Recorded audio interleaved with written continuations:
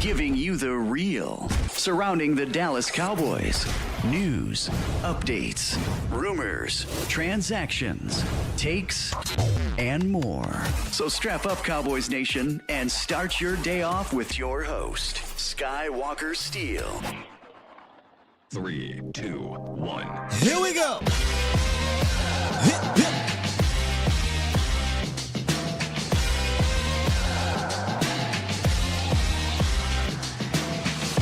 Good morning, good people. Welcome to the Skywalker Morning Show. We're streaming live on YouTube, and of course, I am your host, Will Skywalker Steele. Boom!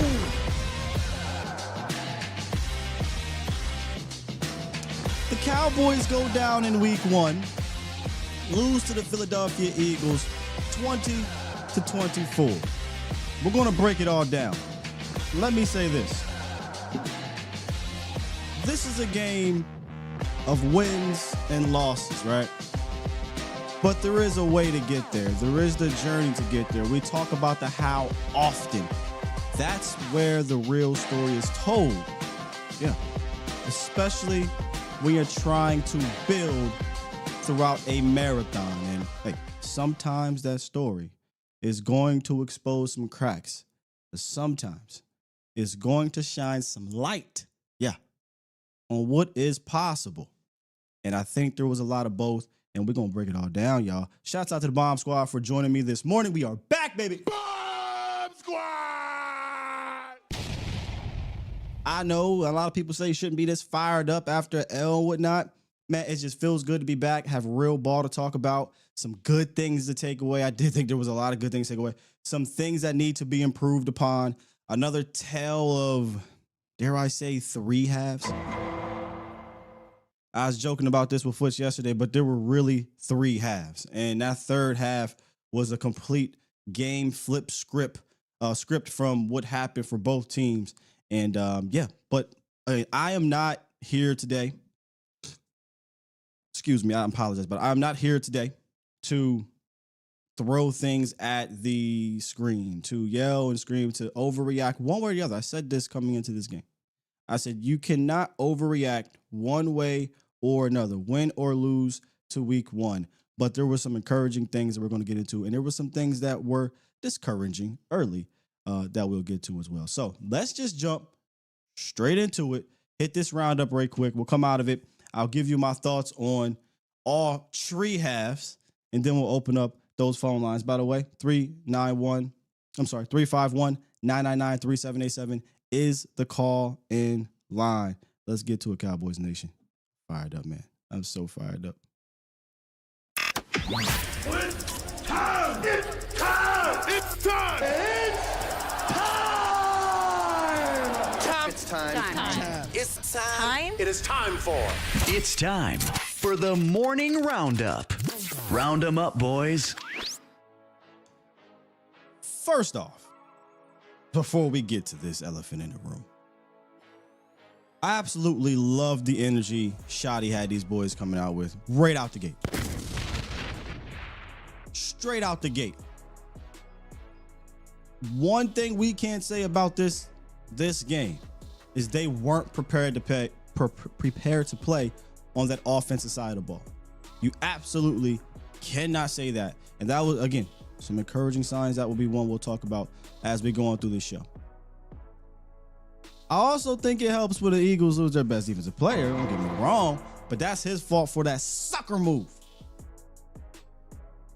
So here's the events that happened for those living under a rock, which I'm sure you are not. So Jalen Carter is trying to bait the rookie and Tyler Booker. Dak sees that and instead baits Jalen Carter. Comes to Booker's defense, and he moves Booker to the side. He spits on the ground, not anywhere close to Jalen Carter. Jalen Carter takes offense to it. By the way, Jalen Carter's about 5 yards across the ball. You know, he's kind of lost in the sauce. He's not supposed to be over there. But Jalen Carter takes offense to it. Proceeds to step to Dak, and Dak proceeds to step right back to him. I love that he ain't back down from the smoke, by the way. Villain arc Dak, one sleeve Dak. And Jalen Carter pulls the sucker move and spits on Dak Prescott. Anybody out here trying to defend Jalen Carter, you a sucker too. Period. Point blank. Hey, they said Dak was like, you lost? You lost, bro? No, I'm going to the race. Okay. You ain't lost, did you? You ain't lost, did you?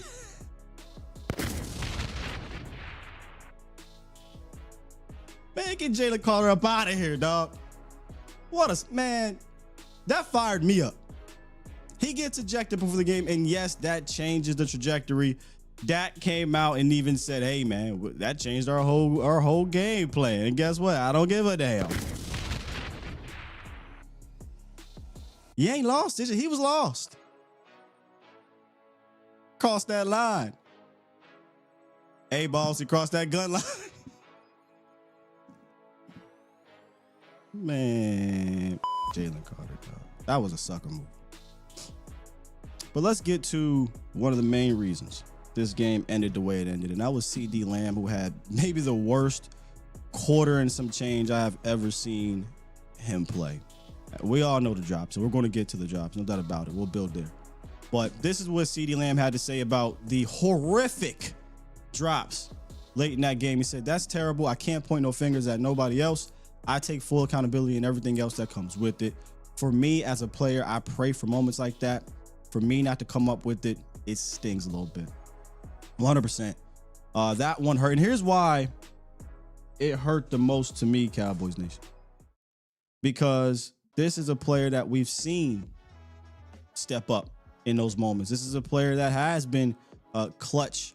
We've seen game-winning touchdown, right? We've seen big in that same stadium a couple years ago, 191 yards. Should have had 191 yards last night. I mean, should have had 191 yards last night. Came out the gate on fire. 9 receptions, 100 yards, so you had all those drops, right? Gotta finish better. Again, the reason why I'm not throwing things at the TV, I'm not going crazy about it. I expect CD Lamb to be way better than that, more than I expect him to do this again, to be completely honest. I don't expect to see this again. Now, I will say this. I had texted this to somebody, I can't remember who it was. But them hands been a little funny last year, and obviously in this open, a little funny. But that does not deter me away from having super confidence in CD Lamb moving forward in those situations. But I'm not going to act like that didn't hurt. It hurt because you are one of the best, if not the best, and you did that. The best can't do that, right? So he's going to bounce back. I feel very confident in that. But boy, that hurt in the moment. Not going to lie. That one hurt in the moment.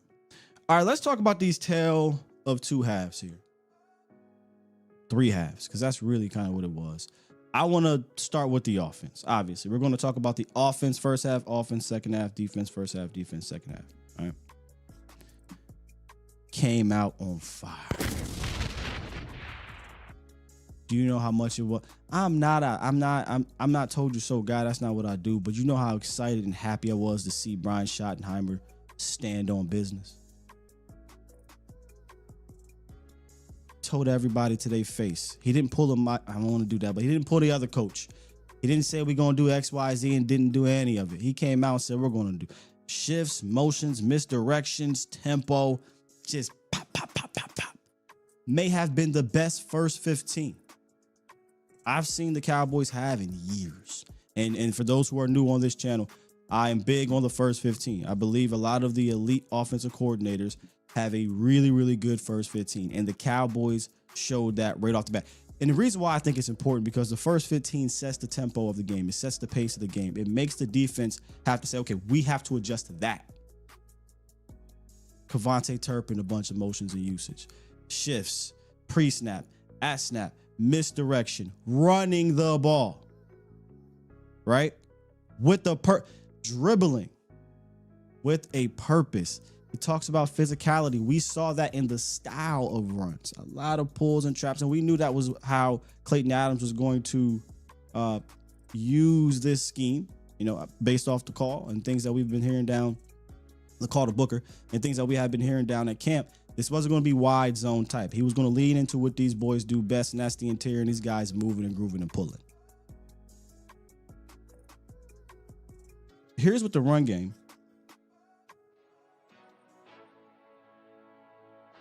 look like from the running backs here. Shouts out to Javonte Williams. If I was going to give a game ball, one would definitely go to Javonte Williams for just being steady, right? 15 carries, 54 yards, 2 touchdowns. Dude came out, didn't do anything that was, no, I'm lying. He had a nice 9 or 10 yard run where he carried 10 motherfuckers on his back. But he's not your dynamo runner. He did what I believe he was here to be, and that was be a thunder part of this run game. Javonte Williams was thunder. Miles Sanders wasn't even lightning. We might have caught lightning in a bottle with that run. And I don't want to be that guy. Cowboys Nation, you can get mad at me. You can get mad at me if you say I'm gonna nitpick on that 49-yard run. Jaden Blue doesn't get caught right there. I don't think. Now some will say Jaden Blue wouldn't have been patient enough. Yada yada. You could be right about that. But I can tell you one thing for certain. Jaden Blue does not get caught right there. You cannot get hawked by Zach Bond. And Zach Bond's a good player, but you got walked by Zach Bond? Does Zach run a 4.3? Am I missing something? I don't want to hear. Jay or Miles Sanders was tired. Miles Sanders got 4 catches. What you mean he tired? That was his second carry of the game. What are we? Got walked, bro. And I usually wouldn't go crazy about that. But the chain of events that happened leading to that specific situation was frustrating. So we get to the second half. First half offense spectacular. Points on every single drive. Touchdown, field goal, right? Looks great. Now, unfortunately, the other side that happened too, but look great. Second half, straight flat line. Straight flat. And I don't think it was because, hey, the sequencing, I'm not upset with the play calling at the time. Just flat out dudes not catching a rock, fumbling a ball, missed. There was a miss across the middle. We'll get to it. Just miscues that the Philadelphia Eagles made you pay for. The opening drive, and correct me if I'm wrong, but I believe this was the opening drive. Cowboys moving the ball again. So this ain't because, oh man, we bogged down. Cowboys moving the ball to get all the way down to the Philadelphia Eagles 11-yard line. We get a first down run. 3 yards, I believe it was. Correct me if I'm wrong with this, but 3 yards. They go, it would have been 2nd and 8. George Pickens gets a 15-yard penalty. We kind of got that. We kind of got the Anthony Davis effect, right? Remember we got the Anthony Davis game when Luka Doncic got traded and things like that. We kind of got good and bad of George Pickens. We got the good snag catches and things like that. Would love to see a little bit more. And we got the bad with the penalty. And we kept saying, hey, we just can't have that part of George Pickens, right? I love the energy, the big plays, the getting hype, but we can't have that part. Backs the Cowboys up to 1st and 22. And then we proceed to attack the seams because that's where there's an opening. The first play, underthrows it to Bird. He's right there. Doesn't scare him, apparently. They go right back to Jake Ferguson on the seam, and he drops it in. That disappointing to me. Now, sure, he got his bell rung, and we got a first down because of it, but I'm not going to lie to y'all. At least let me give us the opportunity to see if he would have held on to the ball. He just flat out dropped it. Not great. Not a great look right there for Jake Ferguson at all. There's no sugarcoating that, especially from a guy who believes in Jake. But that's where you get your bread at, Jake. Those seam shots, tough catches. Okay, we get the first down. A couple plays later, Miles Sanders runs. Just a unfortunate series of events on that drive. And that was the same drive, I believe, Miles got the 49-yard run. So it was just an up and down, crazy drive. And sometimes all it takes is one bad play, one turnover, and that will flip the game completely. And that's what happened. The Cowboys turned that ball over right there and it flipped the game. Now, then after that, the delay happens. And when that delay happens, this game goes from looking like an absolute shootout to a bog down, rugged NFC East game. And that leads me to the defensive side of the ball. I mean, if you want to talk about a Hollywood script, drawing it up, you couldn't write a better flip of the script than what we saw in this game in the third half. Weather delay happens, reminiscent of the Pittsburgh Steelers game.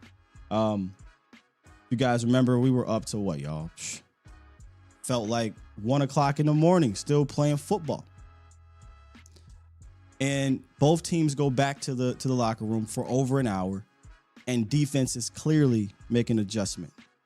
But prior to that, the Cowboys defense was giving me shades of 2020. Giving me shit. I kept talking to people, man, just give me some stops, man. At this point, I'm not even whatever here and there. Just get me a stop. Gave up points on 5 straight possessions, I believe it was, to open up not just the half, but the game in general. And what you saw in that first half of the defense was a concerning pass rush, right? We just couldn't get to Jalen Hurts, and Jalen Hurts would on third downs just sneak out the back door and was able to run and get first downs, but he was just back there kind of comfortable in the pocket. Run defense, or first half, I don't want to say it was good. I don't think it was god awful. They were getting 6 yards a pop. That sounds god awful. Don't get me wrong, but they weren't surrendering the enormous plays that we know that Saquon Barkley do. But it wasn't good run defense. The defense was looking like the 2020, just bend, break, bend, and they broke. That weather delay must have put a shock in somebody, because Flus went back and he made some adjustments. One of the adjustments that I bet you all were screaming about as well as I was during that first half was, look, man, it is clear as day. You're not going to get home quick by just rushing forward. You don't have that ability anymore. Okay, so you gotta draw up some heat. You have to do something, and I think this game made both of these coordinators do something that they don't really like to do, and that's send extra defenders. Both of these, Flus and Fangio, are vision-based defense. We want to rush forward. We want to get home with 4. We'll play some games from time to time up front, but we want all eyes on the quarterback. Well, he came out in that third half, second half, I believe the first possession, and we saw some of those blitz. Hell, Trayvon Diggs. When do you see Diggs get blitzed? Now, he missed, but you saw him adjust, and you saw Flus starting to say, okay, we can't just let him sit back there. We have to do something, because it wasn't like your coverage was terrible. Shots out to the coverage, even in the first. Now we saw Elam get the big play. You can't have that, okay? But I say this often. You want to get beat as a corner, can you make up for it? Can you bounce back? And holding A.J. Brown and Devontae Smith to what, y'all? 20 yards, whatever it was, 4 receptions. That's a dub. That's a dub in the grand scheme of things. But that first half, giving up, 21 points, can't have that. Second half, only gave up 3. The run defense tightened up. I love what I saw from Clark and Osa. I knew those guys were going to be fun. Can't wait to watch the tape. Solomon Thomas, again, this is all just from what I remember from watching the game broadcast. We haven't studied it just quite yet. We'll after the show. Solomon Thomas looked like something. You saw the edges get a little bit better in that second half in containment. I don't really think they lost containment in the first half in general, honestly. I just think it just didn't play well. You didn't play good. It is what it is. But I do think in that second half, the interior defenders played on the other side of the LOS a lot more. And the linebackers got downhill a lot quicker in filling those gaps. They were much, much better. Pass rush still from 4 wasn't the greatest. When I say 4, not Dak, just 4 in general. And to be completely honest with you, and I'm not trying to troll. I'm not trying to do, because it's going to sound like I do think they are a dynamic pass rusher away. I'm not. I know that sounds like I'm being sarcastic. I'm not really trying to get into that right now. The reason why I bring this up, given that this is a vision-based defense, given that I do think it's pretty clear, one of the things that we talked about coming into this game is that when you remove the dynamic pass rusher and you ask the auxiliary rushers that we do like from a depth standpoint to play more and do more, that changes things a little bit. Now you go from being a DPR to having to play early on downs, Dante Fowler. Right? Now you go from, hey, easy E, just get in there on 3rd and longs, pass downs, and you're going to get about 15, 20 reps, and like 13 to 18 of them going to be rushes. And that could still be a high number.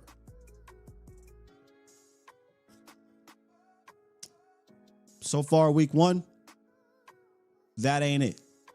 Or this ain't that. So I am, all jokes aside, I would consider, because I'm trying to win, y'all.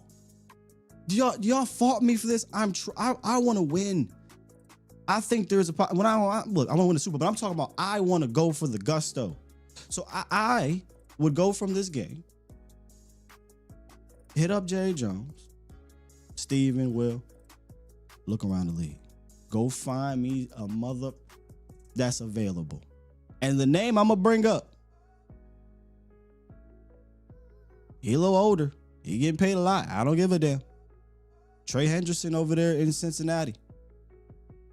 I would pick up the phone and see. I know it's week 1, ain't trading nobody's probably going. Just show me. Am I wrong? Am I tripping? And I'm not trying to do that. You know what I'm saying? I'm not trying to do that whole. He ain't here, but we knew this is what it was going to be. The interior, I thought, started to heat up a little bit too. But we just really couldn't. And Jalen Hurts isn't the only one that we're going to face that can move around a little bit, that can escape. What we missed a little bit there is that closing speed to get to these type of quarterbacks. So I would pick up the phones and try to go get Trey. I would pick up the phone, try to go get a dynamic rusher. I think if you get that, man, who are we on to something? But there were still encouraging signs in that second half. I think Flus made some great adjustments in that third half, In that third half, dialed up the pressure a bit. You saw the interior defensive line improve.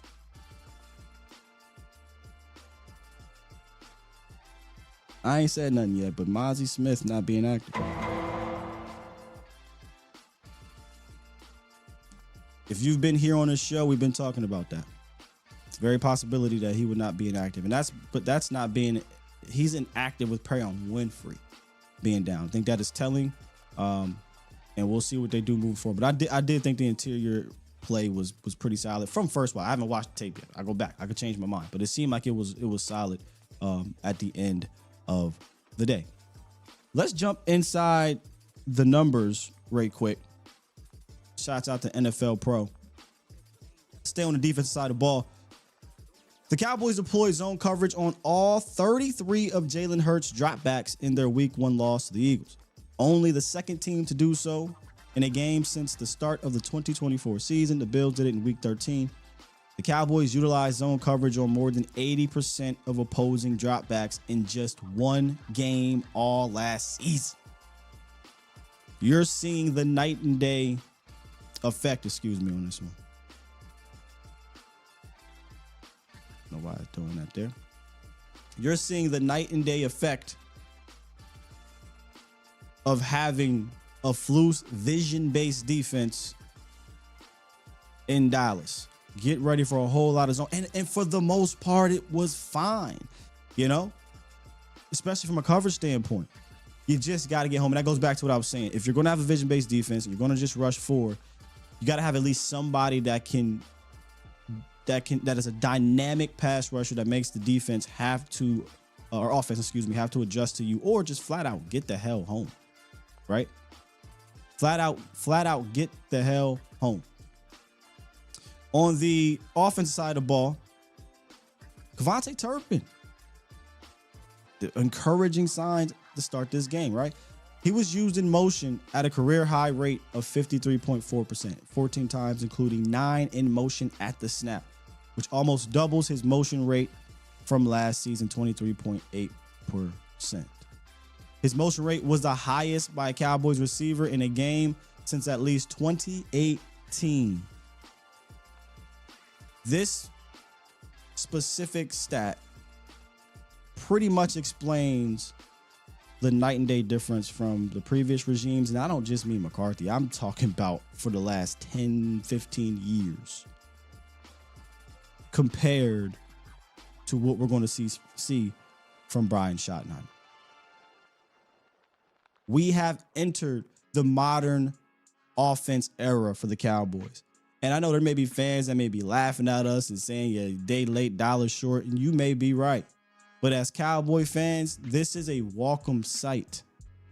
This feels great. Again, it's never an indicator of it, you're gonna win a bunch of games, but it gives you a better chance. And I don't think the second half of the game was because there was some horrific play calling or sequences. I just think it was miscues, mistakes that the Eagles made you pay for. Flat out. I thought Shoddy in his debut, man, if I was giving grades, right, I would give Shoddy an A. I really would, y'all. The first 15 was spectacular. Having them ready to play, A1. Clock management wasn't something that I was, yelling and screaming about. Now, he'll have times where there will be a sequence of plays that I'll be yelling and screaming about, or will be clock management. But this first game, proud of Shoddy, thought he came out, looked great. It looked great. And you know what? I go back to what B. Bird talked about with me, and I always bring you up, B. Bird, because it sticks with me. Confidence comes from preparation. You know why Dak and them boys kept talking so confidently? You know why they came out looked confident? You know why I told Jalen Carter, you lost? You lost, bro? No, I'm going to the race. Okay. You ain't lost, did you? You know why? They were confident in that game plan. They were confident in what they can do to that defense. And they did it. For real. They really couldn't run. CD and GP in this run game, and just everything was just moving along. Moving along very well. But remember, we talked about with vision-based defenses. They will make you matriculate down the field and wait for you to make a mistake, right? That's exactly what happened. We matriculated, made a mistake.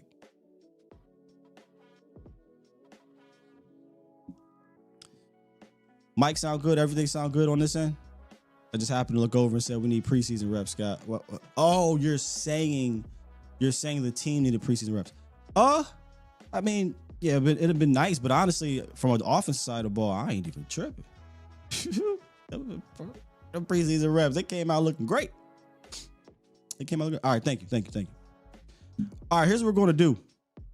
We're going to transition here to the phone lines in a quick second, but just kind of wanted to give my overall thoughts on this game before I watch the actual film. Again, more numbers. Tyler Booker gave up 0 pressures in this game. 0. I'm going to be very interested to see the snap counts of 12 and 13 personnel. We did a lot of condensed formations, a lot of CD Lamb, George Pickens on the field with Kevontae Turpin. Surprised, not a lot of Hunter Lipke though. 6 snaps from Hunter Lipke in this game, or 8, somewhere around that. Very shocking, given they gave him the extension. I expected to see more, but from first look, I haven't went and looked at other numbers. This offense, from a personnel standpoint, looked exactly like what I thought it'd be. A lot of CD Lamb, George, and when they did go 3, obviously Kevontae Turpin, but he was motion, backfield, all types of stuff. 12 big personnel, condensed formation, tons of shifts and motions, over routes, sail routes. This was modern day offense, and I have absolutely 0 complaints about it moving forward. You just got to hold on to the ball. CD Lamb. You have to hold on to the ball. Dak Prescott, I thought, looked very sharp. Very sharp in this game. Again, when you have that confidence because of preparation, it doesn't surprise me. And, I often joke around about, we talk about picking against the Eagles or picking in the Eagles game. I say, is 4 healthy? I don't say that just to say that. I mean, he plays good ball against the Eagles. 4's healthy, you're going to have a shot to win this game. Straight up. He was sharp. He was in control. There's some people who had doubts about him getting under center. He was under center, looked good. Ball fakes looked good. Play actions. Run game, I thought complimented. Again, Miles Sanders, got to hold on to the ball. Although the run game was very complimentary, I thought the balance was there. I had this conversation with Lando, hit me up. I was like, hey, are you concerned about motions and shifts heading into this game? In a situation where there's crowd, it's on the road, it's hostile. I said, nah, not if it's who you are, no. If it's baked in DNA, no. But if this was the previous offense where your offense is Dak Prescott getting to the line of scrimmage and having to call the game and change the plays and here we go and all this stuff, yeah. That's not what happened in this game. I don't think Fangio could get a grasp on things until that third half. Now, if I want to nitpick, I will nitpick on there was a couple of instances where it was like, hey man, keep the foot on the gas as opposed to getting into the 2-minute and things like that. But that's super nitpicky, man. For a debut game, I thought this was a good game for both Shoddy and Dak, and CeeDee Lamb and Miles Sanders.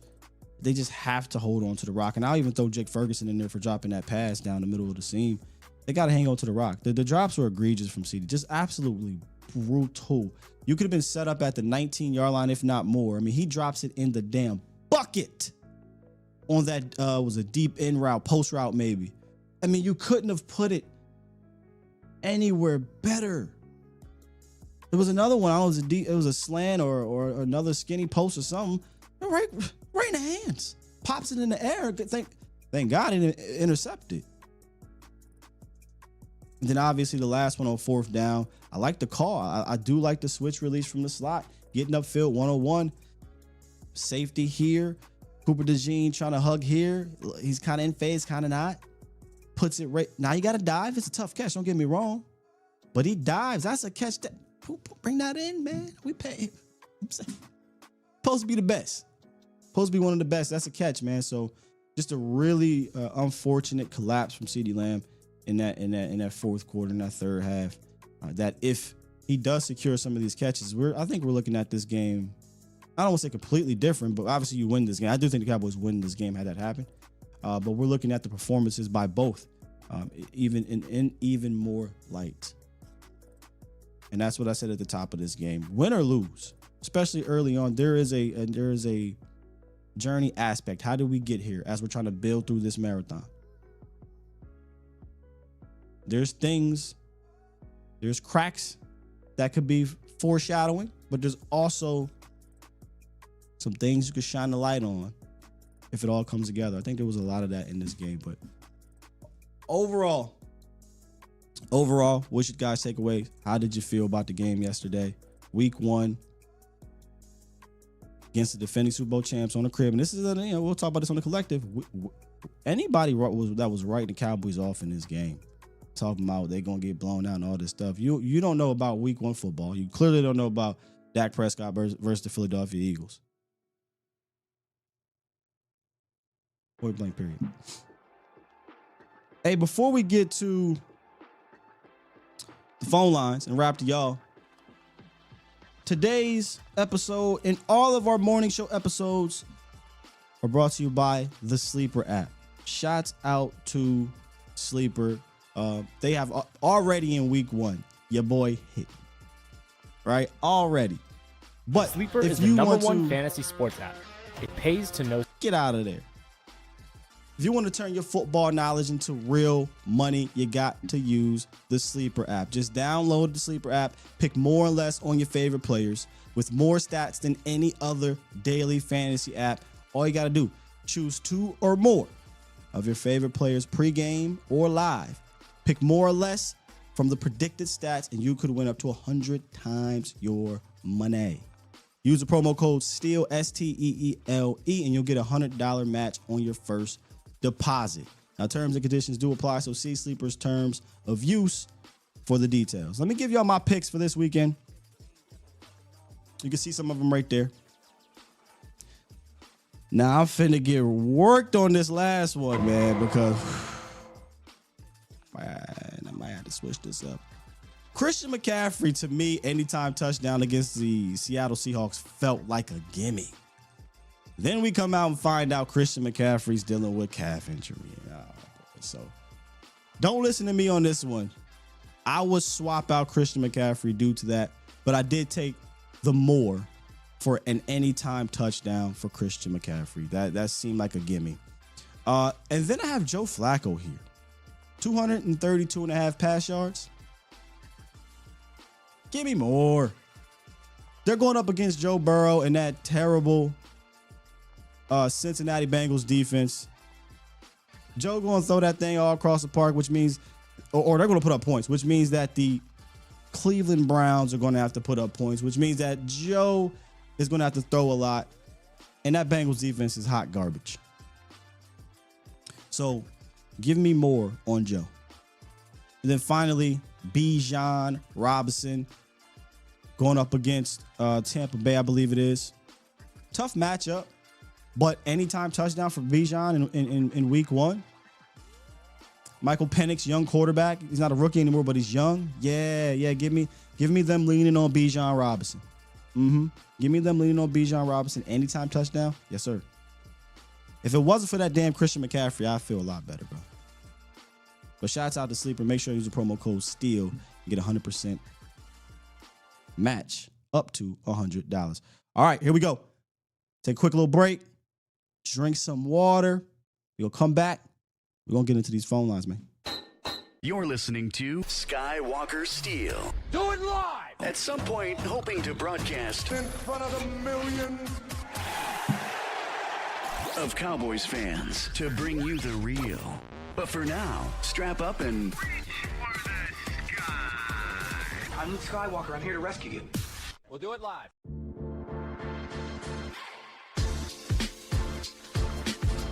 Here to rescue, man. Shout out to everybody joining us in the chat today. Please do me a favor. Share this thing. Hit the like button right now. We do this after every Cowboys game the next morning.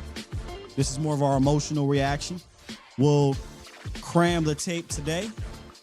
We'll come back Wednesday, talk about what we saw a little bit. Really going to talk about a lot of it with 2i as well. And then we'll start to prepare, or I say Wednesday, I mean Monday. Apologies. I'm thinking it's Monday. We Friday. My bad. We'll come back Monday, talk about what we saw on tape. And then Wednesday, we will start to prepare for the next opponent. But excited to dive into the tape, man. I think it's going to be some good stuff on both sides of the ball. All right. We got lots of callers on the horn. Probably not going to be able to get to everybody, but we'll get to as many as we can. Let's start off with Mel Hayes. Hey, Mel, you owe me some money, big dog. Hey, good morning, King, to the morning King, bro. It's no place better to be after a Cowboys game than right here, man. Appreciate you, man. If this is your first time listening, or if you just checking in, you scrolled across, whatever you found this channel, bro, this is the place to be after a game. Hey, I just happened to look over it. I'm gonna get to the supers, but man, shouts out to T Jack, man.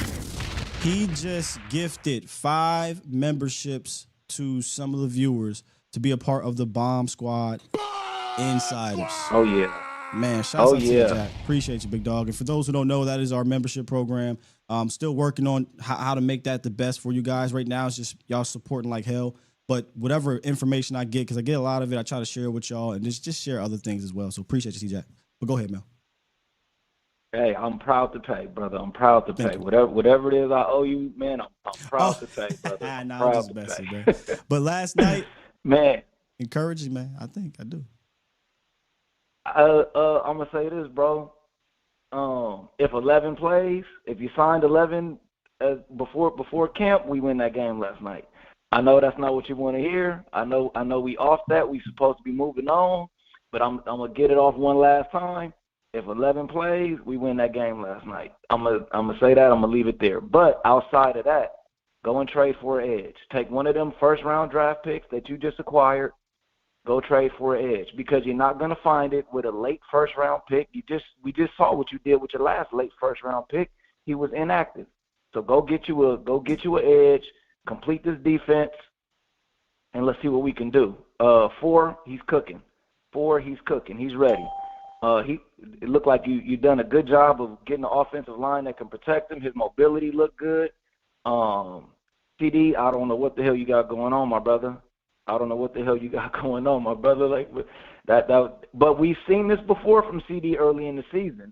This isn't new. We've seen the drops early from CD before, so this isn't new. But I was hoping we'd be past that. But I am encouraged by what I saw. I'm very, very impressed by Shotty, bro. I was a Shotty hater coming into the season. And I feel like I'm turning the page on that hate. I was very, very encouraged by what I saw. We looked modern. The run, he seemed to have a very, very good run scheme. You don't have the most talented backs, but you at least got backs that are NFL quality. And with the scheme that we had and his dedication to it. I'm sitting. Hey, look, you can say Sky overreacted, man. Get him up out of here, dog. Look. He had a big run, though, dog. He had a big run. Time out. Let me touch on that again, because I talked about it at the start of all this if you were new. But Miles Sanders is supposed to be the lightning, right? That's all I heard in the offseason was, oh, look at Miles Sanders and his quickness and look at his speed, look at all this shit. Like you got the perfect opportunity to be the lightning and take that to the crib, and you get walked by Zach Bond, and then 2-3 plays later you fumble, fam. Nah, this is Monday, so I'm having my emotional.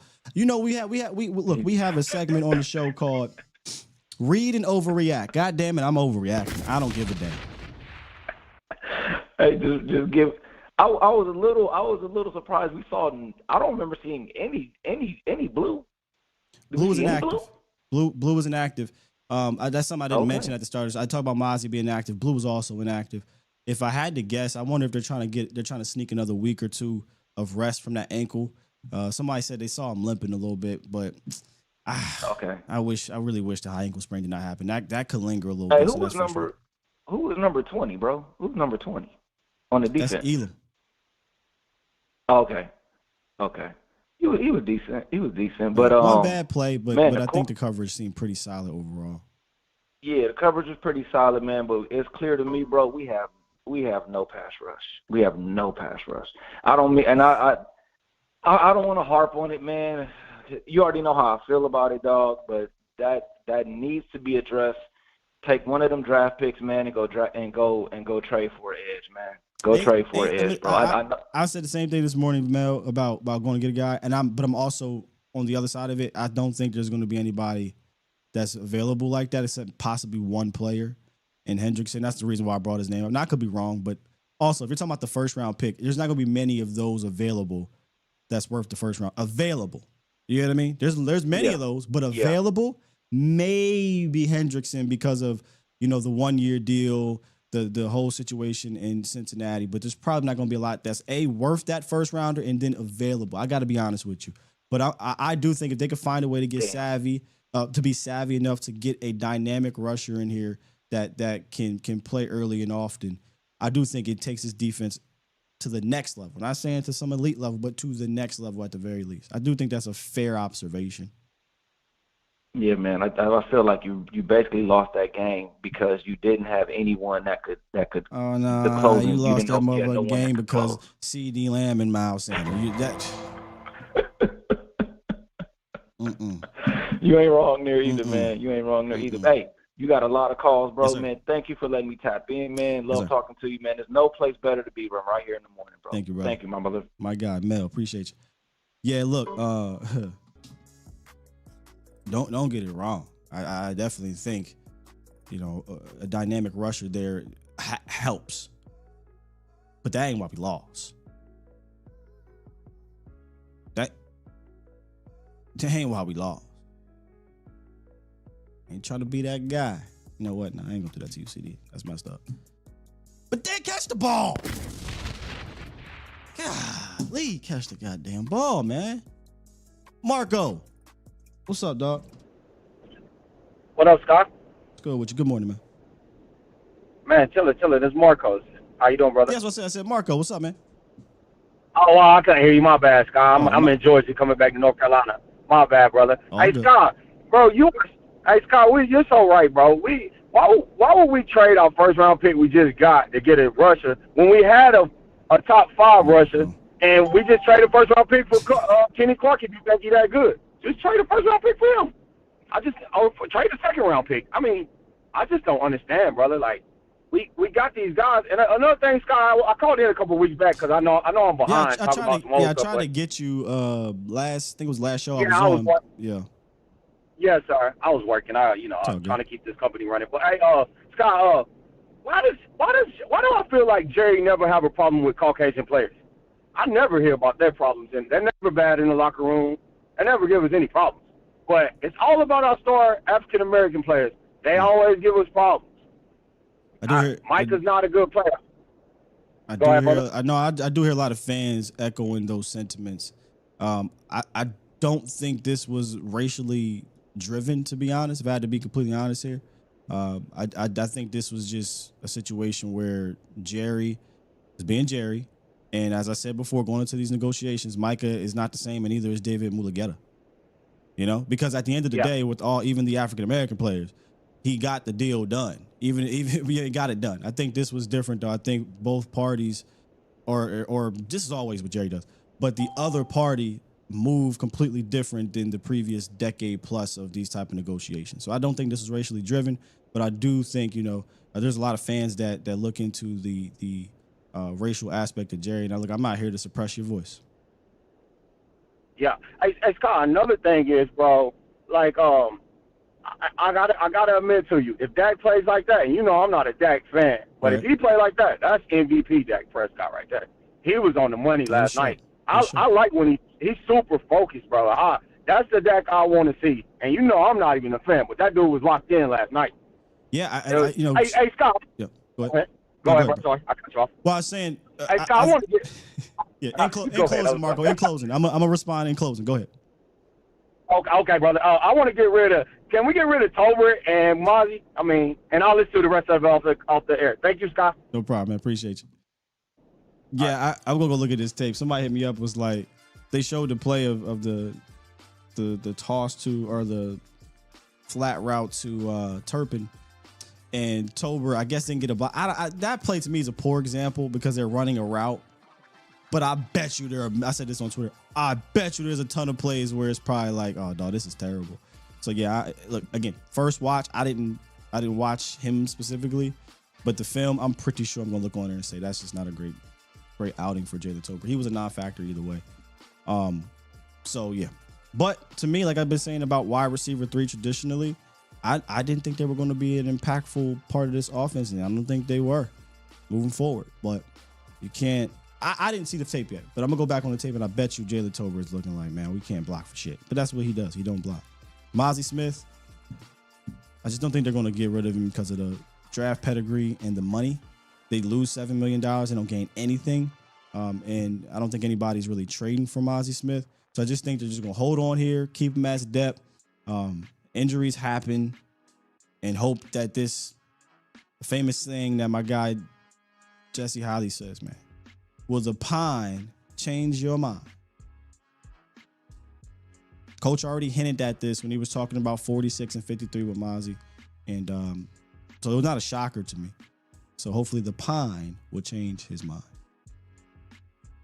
Let's get a drummer Cam, and then I got to get G from Philly because I know G was in here first. My bad, G. Good morning. What's up with you? Hey, drummer? what's up, Sky? What's up with you? Man, it's been a minute. First of all, let me just say I absolutely love the Sky and 2i show. The conversation, the football talk, the chemistry between you guys. You guys work really well together. It's a fantastic show, and I'm like I catch those as soon as I see them. I try to watch them. Man, great stuff there. Man, I feel like I get more pissed off listening to Cowboys fans than I do actually watching the Cowboys play. I don't. I'm not going to argue with you about. Welcome to fandom, drummer Cam. Welcome. Yeah, I know, right? I don't know that I could do what you guys do and stay so composed. But I mean, I'm not going to argue with you about, like, could we use let's say some more speed on the edge and run these guys down? Like, because I mean, we do have. We got speed, if you want to call it that. Like Houston's supposed to be like that, and he is. Izaraku can do that. Hell, Sam freaking Williams runs a 4.3 something, and Dante Fowler can. I'm not really focused on the speed. I'm focused on the dynamic aspect.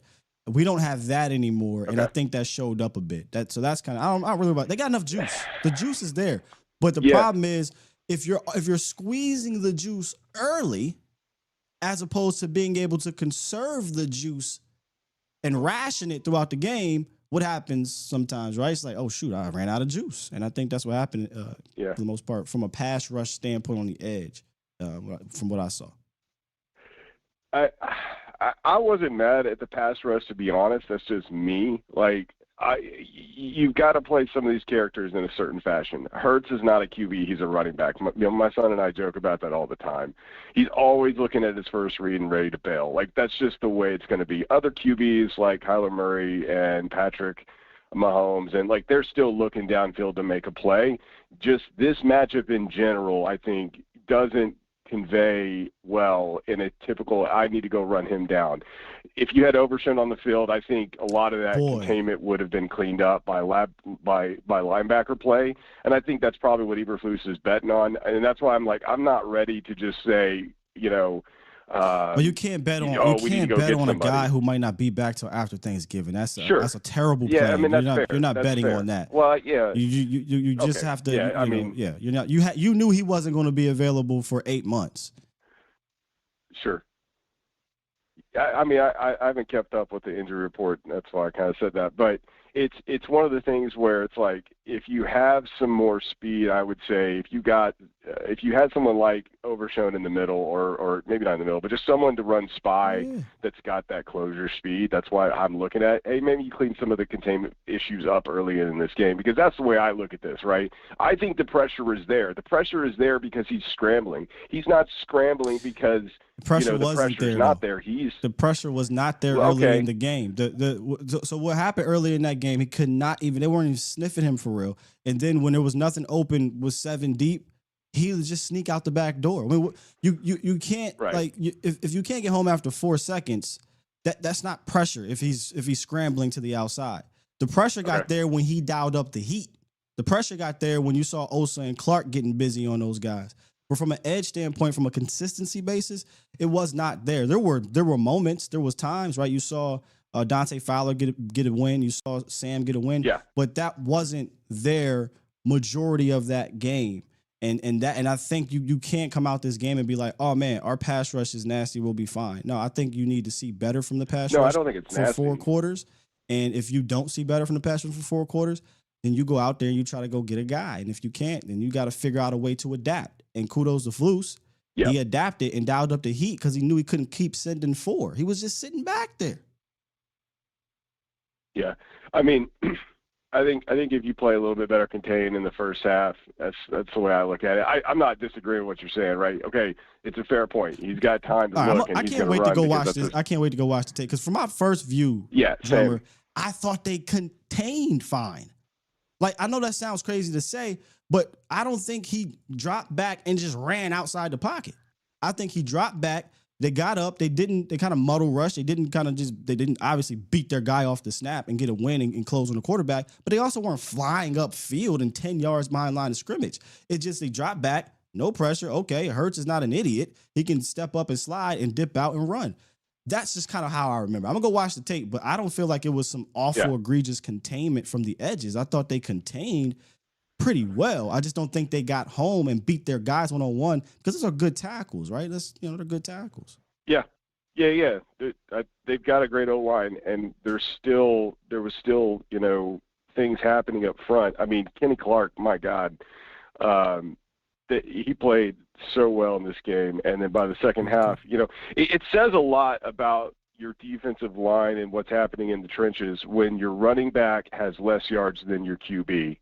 And then you end up shutting down Saquon in the back half of the game. That's encouraging to me. Yeah, it wasn't clean. It wasn't, a total shutdown. But what I'm saying is, it was like, this is the guy that ran for 2,000 yards. And while I personally think he's going to have a regression year because that's just what historically happens, if you run over 1,400 or hit 2,000 yards, you typically dip around 500 yards next season. But he's still going to have a good season. I'm not saying he's not going to have a good season. He's still a talented guy. He still runs hard. You contained the crap out of him. You stuffed him at the end of that game. You did what you need to do and get in and get out. Great adjustments by Flus. All encouraging on that side, and if you have Mike, this game looks different. But at the same time, my counterpoint to that is, and this is a big one, and I think you said it: if you have Micah Parsons in this game, you are starting Mozzie Smith. Huh? If Micah is playing in this game, Mozzie Smith drummer, is playing that was too. a super reach. I'm like, what the hell are you talking about here? No, I'm saying you don't have to. Mozzie's playing. You can go get somebody better than Mozzie. But we're opening up a different can of worms. Right, I know, but I'm saying, like, that's in this front office. Come on, man, we know how this front office works. So you can't anticipate them to go get somebody. Fair enough, but I'm just saying, don't let them off the damn hook. You starting this game because the front office is being incompetent. Then, so I'm not going to give that give and take. Forget that shit. If okay. You know what I'm saying? Don't try to tell me, well, guys, we'll keep Micah Parsons, but that means we keep Mozzie Smith. Fuck that. Oh, excuse me. Let me press my button. My bad. No, I'm just saying, like, you go get somebody better than Mozzie Smith. God damn it. You should. Yeah. I mean, any other front office would, but we've had Mozzie for 4 seasons now, and we know we know who he is at this point. I'm confident to say that. And would he have started though? I mean, he would have been in the game, and Saquon probably would have had a better game. Would he have? That's the way I look at it. Maybe. I like Kenny Clark better in the middle than I do Mozzie, and I think Kenny's going to pay off. No, Jay Tuia played good, man. He did. I don't know. I don't know how he I played. I didn't go back and watch. I'm saying Jay Tuia, Osa Digizua, Solomon Thomas, they was all playing, man. Now Prayon Winfrey probably gets Mozzie up, but if Prayon Winfrey ain't hurt. I think it'll be interesting. To watch how this D-line gets better. But I'll end with this, man. Sorry, I didn't mean to take up so much time. But, boy, it is nice to have a coach that comes as advertised, isn't it? I mean, the motions and everything else, that's all I got, man. Appreciate it, man. Have a good one. Yeah. I'm just saying. Don't feed me. Oh, well, if you want to keep Micah, you got to keep Mozzie. No, we don't. I don't even know if he plays. I honestly don't, man. From everything I'm hearing and seeing what happened last night, I still don't know if he plays. They ain't feeling that. Some people could say, he should play, he should be doing starting, he should do X, Y, Z, but I don't know. As for the containment, like I said, man, because I see a lot. I just looked over somebody was like, they didn't contain. Just based off of, again, raw, just remembering. I didn't go back and rewatch the game and nothing. It didn't feel like to me these guys were just flying upfield on the side, on the edges, just getting 5-6 yards past Jalen Hurts. Y'all could be right. Somebody said Sky be wrong and he don't want to say it. Dog, I literally saying I could be wrong on that. And maybe I am wrong. I haven't went back and watched the film. I'm just telling you what I remember from just being in the emotional aspect of the game. I don't really remember complaining about them just flying past Jalen Hurts and giving up the edge. Now, I remember a lot of Hurts just kind of back there, just waiting, nothing's there, and then he's just taking off. I can't get mad at edge containment if he's back there for 3 to 5 seconds. Usually what happens is they fly upfield, you see this gaping hole, and then he takes off. And that could have happened many a times. I have to go back and watch, but it just didn't. I didn't remember that. So relax, relax. Facts, brother L. He said he a defense guy. They played 3 different games: first half, second half, third half. There was so many different halves to this game. So many different halves. G from Philly, what's up? Nephew, what's going on, my man? Good morning. Good morning. Good morning. How you doing? Good. No, they just weren't rushing up the field. I called Monday or whatever day it was last week, and that was my main concern. I said third and passing situation, Hurts is going to run. It's 2 ways they designed that in my eyes. I saw 2 times where he just ran. One, he did a little pump fake and he ran, and then that last one when he got hit out of bounds late and he flopped and tried to get the flag, that was a design, hike the ball and let me run. The other ones, he sit back, he surveys, he waits till the receivers and the running backs get their routes, he waits till everybody's back is turned, and then he runs. It's very savvy, and that was my main concern last week, and that's what he's been doing his whole career. They found out that he can just sit back, survey, and he can take off with the strength of his legs and his speed, and that's what he does. And that was my main that's why you concern. gotta heat him up if you don't have that person to get, or you're not going to be exotic. And once they heat him, we were having this conversation on the collective where me, Law, and Fush was talking about blitzing or not blitzing. I'm like, man, heat Hurts up. Like, one thing we know about Hurts, and look, yes, he may have gotten better against the blitz. Whatever. But I know he's not a shred you against the blitz guy, and this scheme isn't a shred you against the blitz scheme, run scheme, or Eagle scheme, that is. So for me, I would have sent more pressure earlier, but they did make the adjustment. So kudos to Flukes. They started sending that extra heat. They started to do some different stunts, and those guys got a little loose. And let me say this. Did you hear the report coming out of, I think it was the third half, where the players were screaming, "Let us loose"? So apparently the defenders were even like, "Look, man, it's time to dial the heat up. Let us loose." And that's what happened. That's what happened. They started to send it a little bit more. I heard it. I got 3 quick things, 3 good takes. One, I know why you was late, because you couldn't find that fire hoodie that you're wearing right now. So thank you, brother. So that's why you was late. That hoodie fire, bro. You're like, where's my damn hoodie?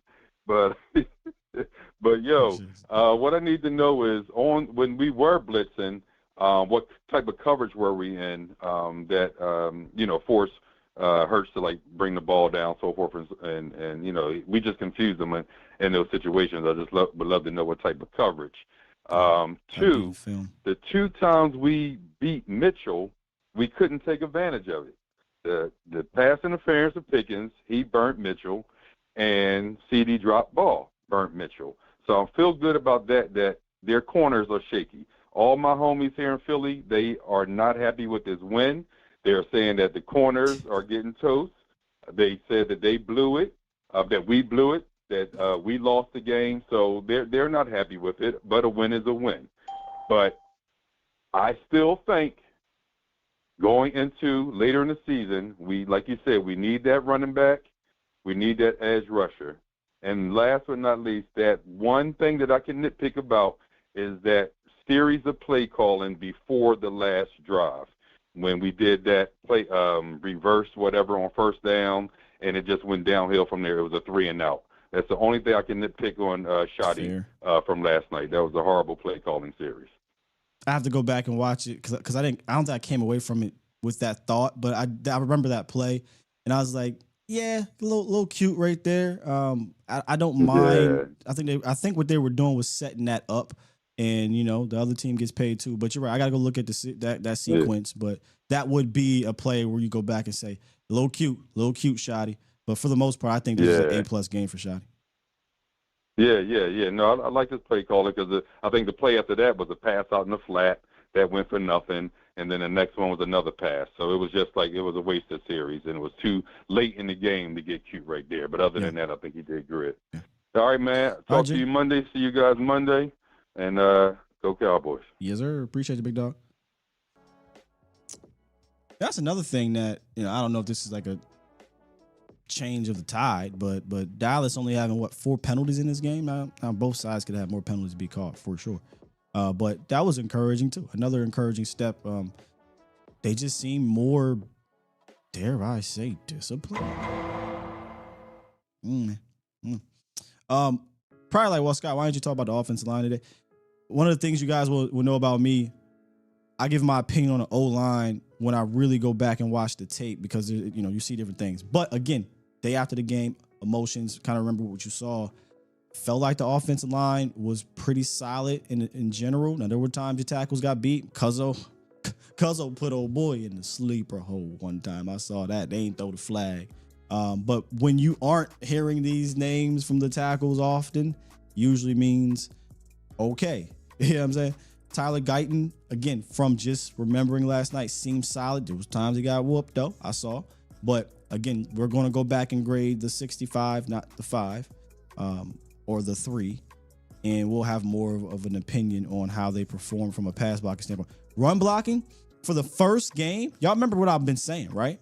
And I think I might be wrong on this one. I was saying I don't know if this run game is going to be cleaned up enough early in the season to be ready to be leaned on. Man, I was wrong. They came out and they look pretty sharp. Now, again, I think there might be times where you can tell, okay, we got to clean up this pool here. But that's to be expected. They came out and looked much better from a execution standpoint. And it wasn't like they were doing anything super crazy. And that could be why it looked good. Because it's like, look, we're going to run little motions and things like that. But we're going to pull 73. We're going to pull 56. We're going to pull 52. We're going to get Terrence. Now, he did dirt somebody on that 49-yarder. He threw, bro, like 50 yards across the line of scrimmage. We're going to get these guys lean on you. And they did that. And it worked. And it kept things balanced. So, boy, let me tell you this. If they can get rid of Miles Sanders and getting Jaden Blue up in there, and you got that true thunder lightning, you not only have a complementary run game to a dynamic pass offense to me, but you have a run game to where you can score from 50, 60 yards out, or you can score from 5 yards in. And I think that changes things a whole lot. I looked over, Mucho said, nobody saw the white dude playing linebacker. He looks slow as F. Between Murray and Sanborn, there was plays in that game, the linebackers, it was like, come on, man. But there was some times you saw them make some good plays too, but I go back and watch it. But it definitely looked like you can tell we were lacking the explosiveness because you were without two of your most explosive players in the front seven in this game. Two of them were not on that field today. One from last night. One health purposes and one obviously from the trade. But I do think Demo, I had this conversation at the den. Shouts out to my guys, man. Love y'all to death. It felt good being back. It's like, man, Demo he's a needle mover. In wrestling, there used to be I don't call him a character, but they used to sell merch for Roman Reigns. It wasn't really a character, and it would say needle mover. Demo needle mover. I feel like, and you could tell you was gonna miss it because you just saw that speed and ability against the Eagles last year in the first matchup of him being able to knife through things and whatnot. Wasn't there. We know that's not Sanborn's game. Sanborn's game is up here, seeing it and go. And when you saw that happen, you saw him make some good plays. I think he had a tackle for loss in that way. But relying on athleticism, not his game. Murray is supposed to be that guy. we'll look at the film. But yeah, interesting. You bring up the athleticism and the slowness. It was pretty obvious in that front that there wasn't that type of dynamic speed. But you lost two of those guys for this game. All right, let's keep it moving as we go here. 267, you are live. Yo, what's up, Still? What's up with you? Scott Walker. Okay. Hey, what's up, man? So a couple things from that game that was. Hold up, is this Martiz? Yeah. What's up, bro? Hey, hold on, Martiz. Don't you be calling up in here acting like you ain't Martiz. You ain't never calling here, man. Appreciate you.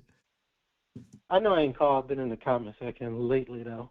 Yeah. Funny part is, for a long time, I never found your channel. Yeah. Until you and Tot 2 popped up. I'm like, bet. So I've been following lately. Yeah, I switched, brother. I switched channels. But what's up with you, bro? Yeah. So something else so disappointing last night was watching Flus. I'm looking at this game like, all right, you have Diggs now. You have Elam, who we were happy with. Diggs, Elam, Bland. I like that look against Smith, Brown, Dotson. I like our odds. And for some reason, he kind of just let Jalen Hurts sit in the pocket and dink and dump. Yeah. And then they give it to Barkley for 3 touchdowns. Like, before that deep ball before the half, in which he still did not really blitz, which annoyed the crap out of me, his longest pass, like air yards to completion, was 7 yards. And that was on like a drag to tight end.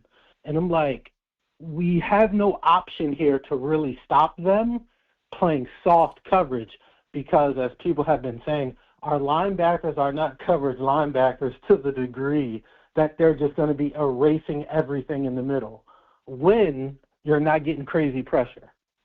Like, that's not going to be our look. Yeah, if I can or not rebut, but add on to that. Yeah, playing so much zone, the backers aren't going to be running with these guys, right? So they're spot dropping, getting to their areas, and so all it takes is a veteran quarterback, veteran tight end to say, okay, find the hole. All they did was run down the field and turn around for 5 yards and get like 2 yards after the catch. It wasn't like they were doing anything crazy.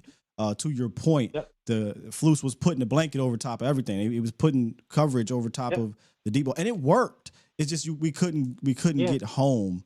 And then on top of early in the game, we really couldn't stop the run consistently. But that shit stopped immediately once we got to that second half. Once we started blitzing. Right. Well, I mean, the run game. I think the run defense played a hell of a lot better too. And shots out, like I said, loved it. Kenny Clark and Solomon Thomas. This is the first. Yeah, go ahead. That's my bad. No, you're good. I was just going to say, this is the first time I've watched this team to keep it 100 in years. Like, it's been years since a Cowboys fan could say we played high-level run defense on an elite running team. We have not been able to say that. It didn't feel fluky. You cannot find a game. Huh? It did not feel fluky. This felt like I know, and I know you're going to go. Kenny Clark, I'm locked in on him because what I'm looking at was, all right, when you go look at that film, I'm locked in on Kenny Clark, and I'm like, all right, because I knew Mozzie was inactive. So I'm like, okay, Toya, Clark, and I was looking at how they were moving Clark and Osa. And I'm looking at some of the run snaps, and a lot of those plays we were not run blitzing. No. And that's the thing I think we underrate. Like, against that O-line and Barkley, I think that's the thing that fans are, I don't say too emotional, but I think that's what we're ignoring. That's number one offensive line in football, number one. The thing to me I loved was I saw a lot from Clark I liked. Did they cut me? And contrary to what people are saying, still live, y'all? Our edges, huh? Making sure we still live. I thought I got cut for a second. Go ahead, Martiz. Okay, my bad. And I'll jump off, but I think the last thing I'll say too, I'm going to drop 2 quick nuggets. I actually liked what I saw from the edges when it came to actually being able to push the pocket a little bit. Power. I saw a couple good rushes from Nealon. Like, there were a couple head up, man on man with Lane Johnson, and he won those reps. We didn't get the sack, but he won the rep. Yeah, Nealon seemed There's like from not a lot of first. Lane Johnson. Yeah, Nealon. Go ahead. Nealon seemed like from go first ahead, sorry. watch, he looked pretty good. That second half, I thought you saw Sam Williams firing down line of scrimmage. I just thought in that second/third half, collectively, and we talked about this, right? It's going to take 11, not Michael Parsons, but 11 players on defense to really be consistent in this run game, and that's why I say it didn't feel fluky. It felt like these guys, they might have got a 8-yard run here, 7-yard run here, and yeah, don't get me wrong, I ain't gonna lie to you. You know, between Shipley and Barkley, they had like 100. It felt like I think around 100 at one point, or 80. Maybe it was like 80 or 90 yards, not 100, on like 17 carries. I can't remember what it was, but it was like they were averaging somewhere around like 5 yards per pop. But it didn't feel like that. It didn't feel like that. It didn't feel like they're killing us. We're never getting off the field. Then they settled in. It was those and they couldn't do shit no more. Runs that got us. Yeah. And to the D ends, I think we're ignoring the times we got around Hurts, and with him, Fowler missed like 1.5 sacks. He just missed. I know. Diggs he got did there for sure. and missed. Yeah, and the last thing I want to say, I'm not loving this Turpin. Now, of course, we don't have Mingo, but when I was looking at some of this wide receiver stuff, and I know you're going to see this on the tape, sometimes they were getting their hands on Turp, and I think we need to figure out, not play them, I'm not saying that, but maybe can we get Flournoy some snaps? Like, we need to get something a little bit better working at wide receiver 3. But I can't speak on that because I have to go look at the tape because to me, I thought the game plan was great out there. If CeeDee Lamb just catches the damn ball, I don't think anybody's really saying anything about the receivers. Turpin was involved in the pre-snap game, motion game. Yeah, he got some catches too and some runs. Like it's just CeeDee got to catch the ball, bro. Like he just got to. But yeah, all in all, I can't say happy because I'm always gonna have my ears raised for my defensive coordinator being reactive. Yeah, being reactive. I want more proactive from him, but good talk, man. All right, man. Appreciate you, Martise. Good call. Yep. Yeah, I mean, again, to be fair, he did adjust, but maybe I don't want to say a little too late. It's never too. I shouldn't say it's never too late because I guess it can be. But still had a quarter and a half to try to. A quarter and a half? What was that delay? Like 11 minutes or something in the third quarter? So, yeah, about a quarter and a half or so to get something together. And they did respond by getting the stops. That's all I was begging for. The difference in this game, because they was getting got on the other side too. The difference is their bend but don't break, make you make a mistake. You made one. You fumbled. We couldn't get that turnover, and that sucks. And I bet you Eberflus is going to be pissed about that because that's the whole essence of the defense is we're going to make you have to matriculate down the field. We're going to put an umbrella coverage. We're going to try to stop the run, and make you make a mistake. Force turnovers. But I do think there was a lot more things to be encouraged about moving forward. From a receiver standpoint, I saw some people say he was getting jammed at the line. You're probably right. Again, I haven't went back and studied that aspect of it. And that's the thing about Turp. I feel like you do got to move him. You got to keep him off the line. He can't be on the line playing no X or Z or whatever. Like you got to keep him off the line in that sense. And I don't think that's a bad thing because you can do a lot with that. But if he's getting jammed up at the line, and it's affecting the play, that is something you got to look at.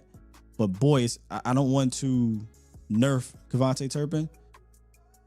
But if you do want to say, okay, we want bigger bodies in this situation, we're not really going to do a whole lot of gizmos and gadgets pre and post snap. We're not really looking for the deep speed or then that's when you put in, I think, a Flournoy or whenever Mingo gets back. Not Tolbert. Tolbert looked like his confidence gone. I ain't gonna lie, man.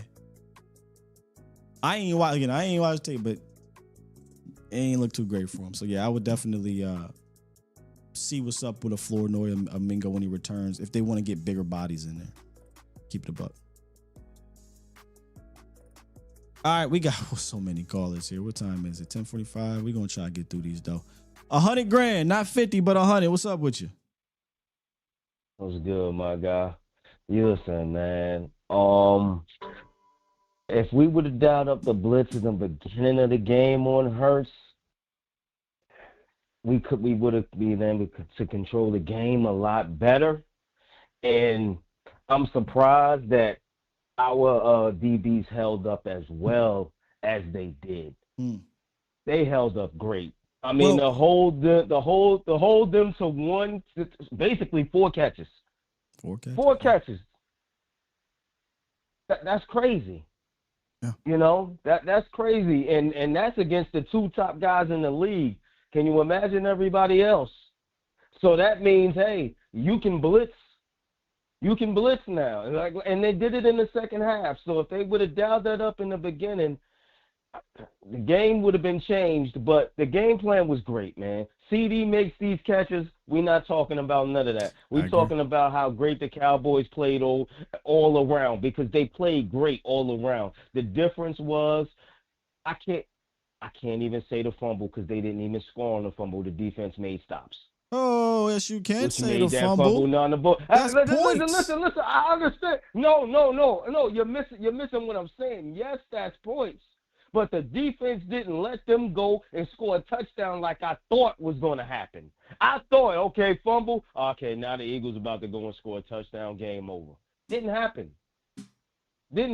But, you know, CD makes these catches, man. Grand, we win the game. It's all you on cannot, CD Lamb. You cannot dismiss the fumble. I'm not letting you do that, 100 grand. That is literally at the very least 3 and probably 7, the way you were moving the ball. Right, I'm not gonna let you do that. Sorry. I agree 100. If Miles scores the touchdown, instead of looking back, if he cuts and scores, that's game. This boy got walked by a line. I'm sorry, I can't let him let that down. He did. It's read and overreact Friday, and I'm gonna read and overreact to this. I can care less about seeing Miles Sanders on that football field on next week. I can care less. Who's our practice squad running backs? Call them up. I'm serious, man. That's egregious. I agree. I was mad. How do you get caught, bro? Then you fumbled. Come on, bro. 2-3 plays later. I don't got time to play with these dudes. If I'm a coach, I don't. If he's on that field.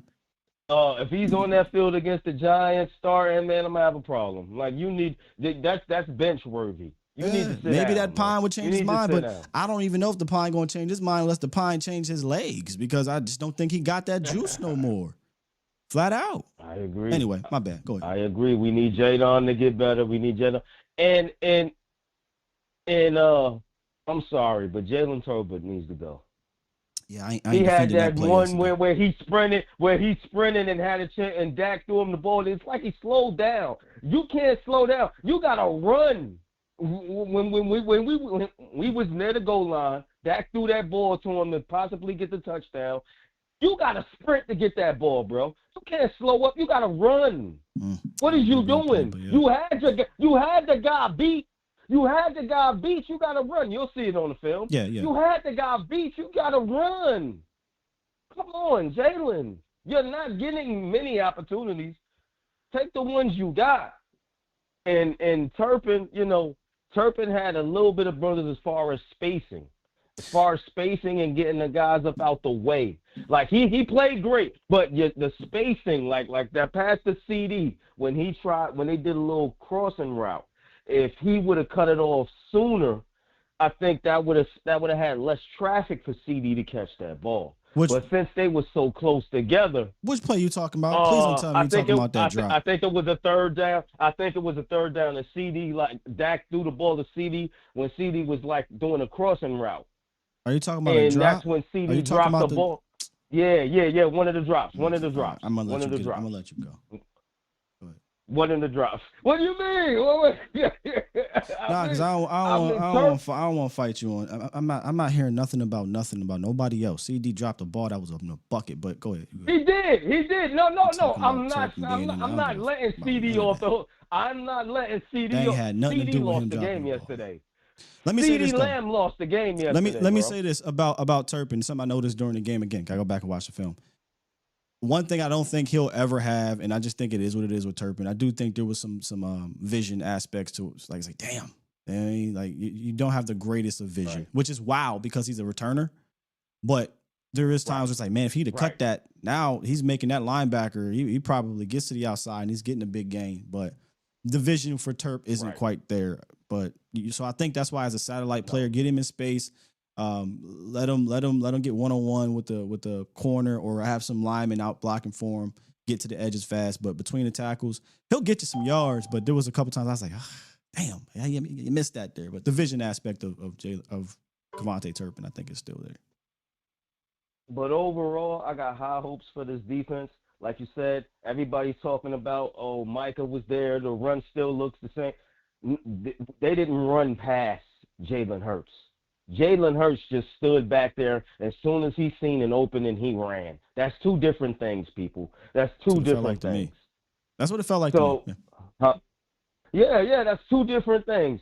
Is Russell Wilson doing that to us next week? No, he's not running like that. So I'm confident in that, man. I think next week we should blow these boys out. I'm confident, man. CD makes these catches. Defense overall had a great game. Great game. To hold Saquon to 60 yards and still have chances to win the game. It's just CeeDee Lamb dropped the balls, and Dak Prescott played great, man. Dak Prescott played great. The line played really well. They played well. The line played well. And, the linebackers need to – I just think Eberflus needed to blitz more. They needed to blitz more. That's all that was. I appreciate you, 100 grand. I gotta get going, man. All right, man. I gotta start making some rules. Look, I love y'all to death. I do. But what I can't have happen on the day after a game like this, I can't have everybody calling in with 55 points to make. Can't do it. Love y'all to death. But I would like to try to get through as many people as I possibly can. And y'all know I got a problem because I'll just sit here and keep talking right back to y'all. So give me a couple points. Let's stick to them points and let it rock. Because I sit here and be on the phone and I forget we done did 10 minutes on one caller. So let's try to get to maybe 1 or 2 points. And then let's let other people get on. And it ain't all y'all fault. Because I'm just as bad. I'll drag a call out for 15 minutes. So I'm working on it, man. This is opening week for me too, damn it. Rod Trap said the clock game. I suck at the clock game. So I need y'all help, man. Help me help you. 2 points and a closing statement. I think that's fair. I like that. I think that's fair.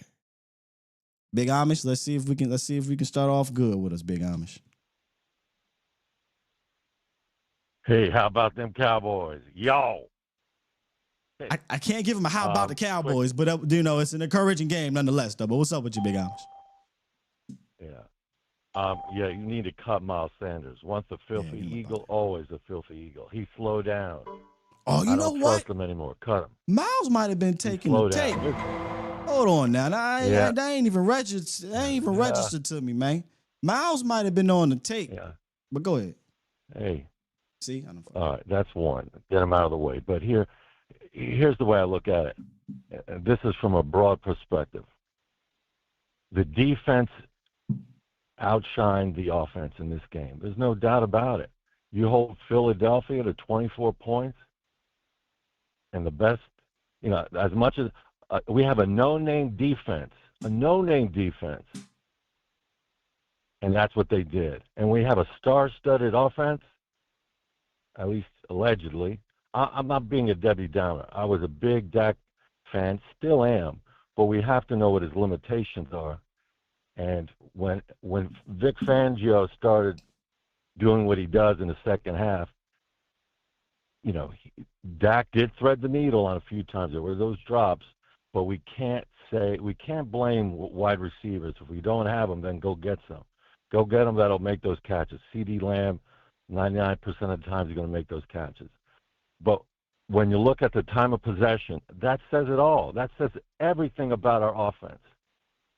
and I'll just leave it at that for now. So I'll let other people chime in. But when the TOP is basically a 10-minute difference, 9 minutes, what do you expect? We should have been running the ball. We couldn't even score. We didn't score 1 point in the second half.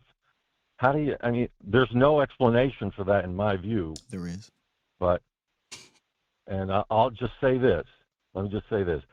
When Jalen Carter spit on Dak Prescott, that was a time that spit could have shined. That could have shined Dak Prescott, or it left a stain, and now it's left a stain on him. So, I'll leave you with that, my friend. Thank you, Big Amish. All right. What you just said is one of the most insanely idiotic things I have ever heard. At no point in your rambling, incoherent response were you even close to anything that could be considered a rational thought. Everyone in this room is now dumber for having listened to it. I award you no points, and may God have mercy on your soul. Appreciate you, Big Amish, for the call there, brother. All jokes aside, I vehemently disagree with 99% of what you said right there. I don't understand. I don't understand what the hell you're talking about. We can't blame receivers for dropping the ball that hit you straight in the face. I don't know what you're talking about when you say you don't have an explanation for why they didn't score points. Well, they fumbled the ball in the red zone. I mean, right there. Number one, there's points. And CD Lamb, if he catches the rock on back-to-back possessions, you get more points. But somehow we took this. Appreciate you, Big Amish, but you're going to learn real fast over here. The do-rag almost came out, but growth. I'm growing. I'm growing. Hey, shouts out to Crown Global, a.k.a. Watch in the building. Brian Brawler's doing fantastic work. That damn sure was not a platinum call. And Martise, you like this one. That was mother f***ing copper. 100%. You're better than that, Big Amish. I know you are. Let's get to Brandon from Houston. And don't get me wrong, bro. If he came out there and looked like trash, we're going to talk about looking like trash, bro. Boy, oh boy. What's good, Brandon? Hey, what's going on? Well, I had to call in. Hey, I just want to say I'm encouraged, so let me just make my first point. Hey, Shotty, I think we got us one. I was super excited watching the different run fits, seeing guards pulling, smacking people, seeing us running, some power running game. It seemed like we, once we got going bullied, my only complaint is like, on 4th and 3, we're putting it on a go ball. I would like us to be like, hey, O-line, y'all been doing it all, let's get us 3 yards. Let's figure it out. What's our best run play? Let's dial it up. Yeah. I would like to see if we have the nuts to just go take it, instead of let it CD get it, I think Shotty did show that he has some nuts. Pause. I thought he played. I thought he called this game aggressively. I thought Dak complimented him in that way in going for the gusto in this game. You got let down by, let's be honest. You got let down by two players. I hate to be this blame one guy, two guy thing, but is it fair to say, my bad for cutting you off, because I don't like to blame one guy, but is it fair to say there is one or two players, in my opinion, Miles Sanders, CD Lamb, like, if those things don't and they're egregious things, it's not like he dropped one ball. He dropped 4. It's not like Miles Sanders just missed a hole. He fumbled and got walked by a linebacker. Those two things feel very, very directly responsible for this L. Hey, but listen, if Ferg comes down with that TD, he never fumbles, Ferg too. right? You're right. So That's the other one. Ferg catching it. If he gets his, I would like, let us see Ferg, right? Ferg, give us a chance to see if you hold on to that. He got his head rocked for the personal foul, but at least give us a chance to see if you would have held on to it. So that's another one too. But I think it was more egregious on CD Lamb and Sanders, if that makes sense. Oh, I completely agree. And even though as bad as the defense looked kind of the first thing, I will say, I think somebody mentioned, hey, Marshawn Nealon, we might have got us one. I saw him dog walk Lane Johnson, and I had to stop and rewind. I had to stop and rewind the tape. I said, did that man just take Lane Johnson back to the quarterback? Like, yes, sir. That's what I'm talking about. Kenny Clark got busy. He don't even have any place to stay. He's in the Airbnb. Will out here whooping ass with the star on his helmet. Amen. Immediately. You know what I mean? And so, like, Diggs, hey man, listen, I gotta tweet Diggs. I owe that man an apology. I done cuss him up and down. I didn't think he'd be ready. He locked them boys down. He still don't want to tackle though, even on the blitz. But that's okay. I'm gonna let that slide. But I just want to say, like, man, I just believe in Shoddy and believe, man, that was a tough, violent, physical team. Even though they made mistakes, they was in there. Man, we was an 8.5 point dog. Man, we went to Philly on banner night and we gave them hell. And everybody's saying we beat themselves. So I know this. We're not no finish last in the division. We're not no top 10 pick team. If we stay healthy, we're gonna put it on some people this year still. Like I agree. We need a running back. We need a running back for sure. I don't think Sanders is going to cut it. I think Javonte Williams. A lot of people owe him an apology too. Will, like, he got busy. And man, that's all I got, man. Man, I was in tears. My girl was like, "What's wrong?" I said, "There's a gleam." There's a gleam, and Shotty got them boys ready to play. Got them ready. And I just think that they're going to be ready every game, well prepared to come and put it on somebody. I love the way Guyton looked, man. Oh, like, damn, B, you was almost there. B, you was almost there. You almost had a perfect closing. I was almost. Oh man, I'm sorry, man. I was almost there. But anyways, dog, I will let it go. I'll let it go, man. I'm proud of our team, and I'm looking forward, man. I'm calling as much as I can week to week. We gonna get busy, man. Gotcha. Cowboys Nation, stand up. Stand up. Appreciate you, B. That was almost a perfect one. Almost. Then he says, Tyler Guyton. Wait, let's bring it back, brother. Let's bring it back. Let's get 2 points. I know, y'all. It's hard. You want to talk about everything. I trust and believe me. I know. You got to help me, though, man. I talk about everything right with your asses. 903, what's up? Yo, what's good, Sky? What's up, man? You live. Hey, man, this is Chris out of Tyler, Texas. Hey, bro, a couple real quick points, man. What was your turning point in the game, like, for you? What was the turning point? Ooh, that's a good question. Good question to put me on the spot. I'll say the weather delay. Yeah, I think the weather delay was the turning point in this game. Yeah. Okay. I think we came out better after that weather delay, especially, like with the run defense and things like that.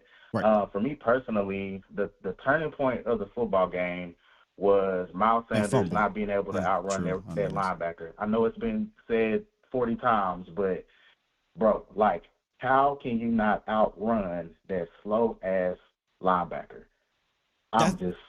Y'all right.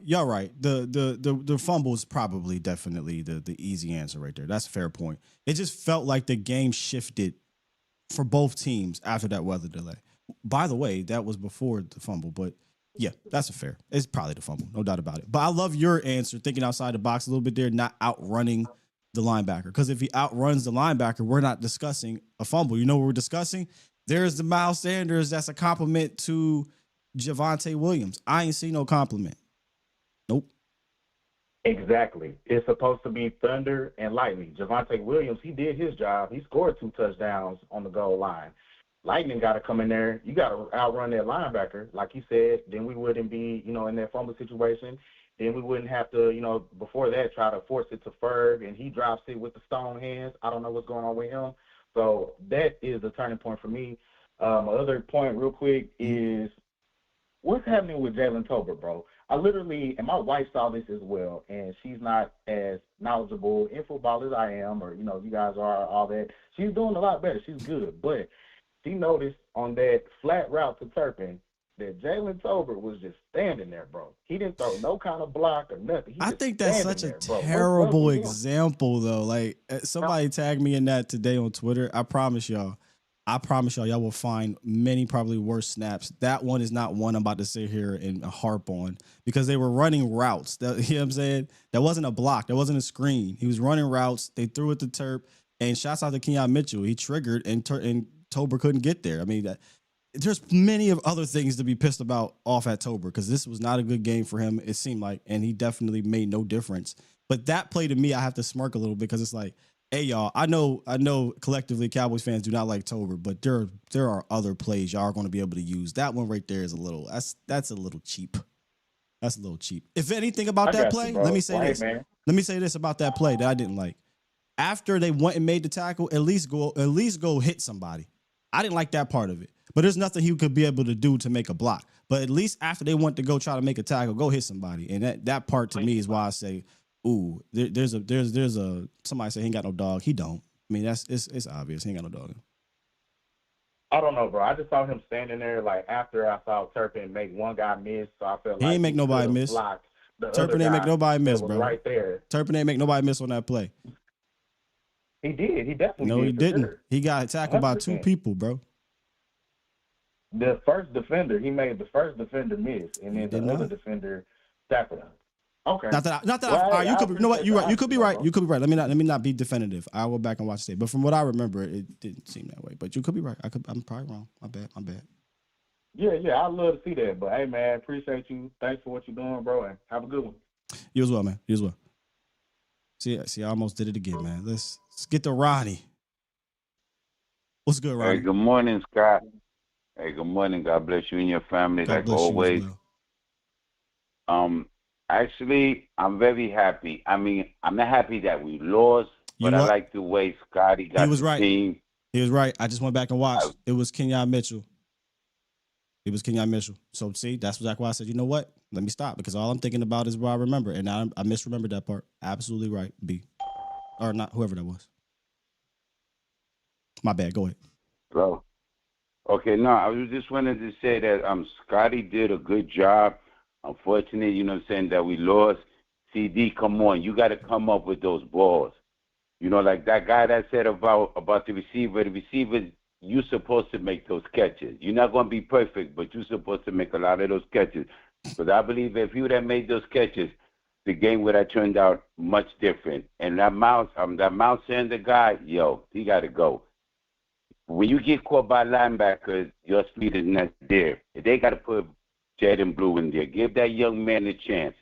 Because Dallas, we good. I think we better than what people think. But, like, things happen. But we did good. Yeah, there's a lot of encouraging things I think to take away from this game, man. And if CD catches the rock, if Sanders don't fumble the ball, I think we win this game, bro. I do. Oh, heck yeah. And if you look at it, you can even see when he dropped the ball, like it demoralized the team. You know, they was trying, but it was like, damn, baby, you know what I mean? You're supposed to be the leader. He got to make those catches. He's getting paid too much money. You're right. Right. Appreciate you, Mr. Rod. No. I'll talk about because I don't want to keep going back and forth because we got other callers. I'm gonna talk about when you're done. Go ahead. Well, all right. Well, you have a good one then. Thank you, Mr. Rodney. I will say this, man. I don't think it demoralized the team. I actually think an encouraging aspect to those drops, obviously outside the fourth down one, was they said, all right, next play. Dak Prescott went right back out there and threw dots. Offensive line holding up. I think it was George Pickens had a nice little 15-yarder. Give me that. So that's something to think about. The only person it probably might have kept down a bit was the main guy, the guy who dropped the ball, and that's CD Lamb, because he kept dropping it. But I got to give them props. It felt like they was like, all right, whatever, boom, let's get back out here. Let's go try to win this game. I will say that. 478, you live. Uh-oh. Turn the crib down. 478. You live. You got to turn me up in your phone and then turn me off on your TV. Okay. Well. You going 478. Appreciate you. Let's get to 3. This is Troy. Troy. Let's get to 346. Our guy Troy. What's up? What's up, Scott? You with me? Yes, sir. I got you. Okay. Happy Cowboys win, cause that's how I feel, man. We passing out participation trophies, bro. That's how I feel, bro. How did we lose? Are you hold on, Troy? Are How you did we trolling lose? or are you? No. Explain to me. I'm pissed as fuck. Everybody sound happy and shit. Oh, okay, you're trolling. Everybody sounds glad. Hey, man, we went up against the Super Bowl champs. We held in with them. You know what rang in my head was Coach Jimmy Johnson. Hey, guys, we can win this. We can get back in it. That speech he gave, bro. And you know what happened? We didn't. And how did we lose? They ran on us. What did we do to them receivers? Shut them down. Shut them down. But what did they do? Y'all, I could be wrong again. Run off. I've been wrong a lot today, y'all. I could be wrong. I could be wrong again. Troy, you said they won by running on us, right? Let me see. I just want to make sure I see this right. Did the receivers win? Okay, so Saquon had 60 yards, 3 per. All right, Shipley played well. Jalen Hurts, 60. QBRB1. Yeah, he ran, but I don't. Collectively, it didn't. He ran. I didn't feel like the Eagles we lost because the Eagles ran on us, Troy. So we lost because they threw the ball. I think we lost because CeeDee Lamb can't catch the damn ball and Miles Sanders fumbled away points. Oh, that's most definitely a fact. That's most definitely a fact. And when we got to start calling it out and don't give it a pass. Don't put a pass on it because the shit has happened. It's been happening. In the damn playoff game. Started the season last year. Carried it too. Started the season this year. Well, what the fuck? When we got to go to who our best player, bro? Who is the best player? CeeDee Lamb supposed to be that guy? Darian Lamb. Supposed to be that guy? Yeah. He's supposed to be that guy. But Dak get called out when he say, let Dak go 3 plays in a row and drop the ball, man. Or mess it up 3 plays in a row, bro. Oh, I'd imagine. Man, I wish I might. Yeah. Say Sanders is not the scapegoat, my guy. Yeah, he fumbled. He's not the guy. We know that. We can get rid of that guy. But CD gonna be here, bro. Yeah. Catch the damn ball, Darian. Understandable Bro, frustration. It's a Troy. problem, bro. I don't know if it's the gloves. I don't know what's going on, bro, but it's a problem, son. Fair enough, brother. Fair enough. Appreciate the call, Troy. It's Hey, just, one more thing, man. that's Mozzie like didn't 3 play. more things. But go ahead. I feel you, bro. Mozzie didn't play, man. So, Coach, don't scapegoat Mozzie, man, to get past us trading and other certain things that's going to go on with this team. It's not going to be Mozzie, y'all. Pay attention, man. Just pay attention, y'all.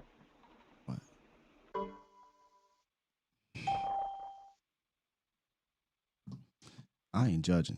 Let me tell you why. This is what today is for. This is what today is for. I ain't know where to go. He's not wrong in being frustrated with CeeDee Lamb. I said at the top, though, I do believe CeeDee Lamb, this will be more of an outlier than the norm. Feel better about CeeDee Lamb being that, I almost said something, that being that dude than I do about Miles Sanders. You're right, we can replace Miles, but we better. You shouldn't be looking to replace CD though, right? Like that shouldn't. You know what I mean? So you're not wrong being frustrated. You should be with CD Lamb. Let's not let Miles off the hook though, and let's not place blame on saying the Eagles ran. I don't believe the Eagles ran on us, bro. Like ran over us. I disagree with that. A lot of Hurts' rush yards again was him sitting back, just being comfy in the pocket, nothing there, and then scrambling out. We didn't get the quick wins, and that's something that I want to see more from some of our juice rushers, the quick wins. No, we not happy, Troy. We not happy, Troy. All right. I just, again, as I stated before this game even started, I said win or lose. What we can't do is take week 1 and then project it like this is what the entire season is going to be like. right? But as I stated at the top of this thing, it is about winning and losing, but also it's about the journey to getting there, right? Like, how did we get there? And does that show either cracks that could foreshadow some things, or does that show shine light on some of the things that if we put this together, you could do well? I think that is the conversation today that we should be having. However, it is Overreaction Friday, so I'm gonna let y'all do your thing. Cause I overreact and shit. I'm trying to get Miles Sanders the hell up out of here. 843, what's up? You live? What's going on, Sky? What's good with you? Nothing much, man. Nothing much. Well, I'm first time caller out of Charleston, South Carolina. Shouts out to SC. Oh, can you hear me now? Yep, I got you loud and clear, man. Just shouting you out. Okay. All right, appreciate it. I'm gonna say this, man. Shotty, I think he called a very, very good game for us. I think the biggest thing when it came to the pass rushes, there were about 4 or 5 holds that were not called right in front of the back judge. Oh, brother, don't get me started on holds. Yeah. So, you know what we've been living with for the last 4 years when it comes to holds. Don't get me started on the holds. True.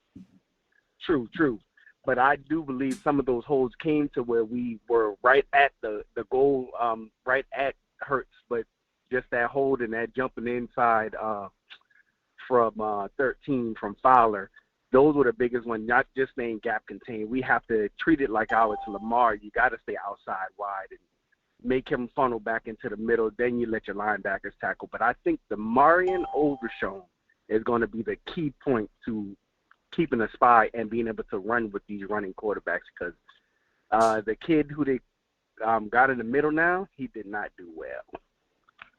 Clark? Oh, you mean Sanborn? You talking about linebackers? Yeah, I mean, he's not spying Hurts. That's not Sanborn's job. But Murray and Sanborn, I thought, got better as the game went on, just like the run defense and doing the run defense stop things.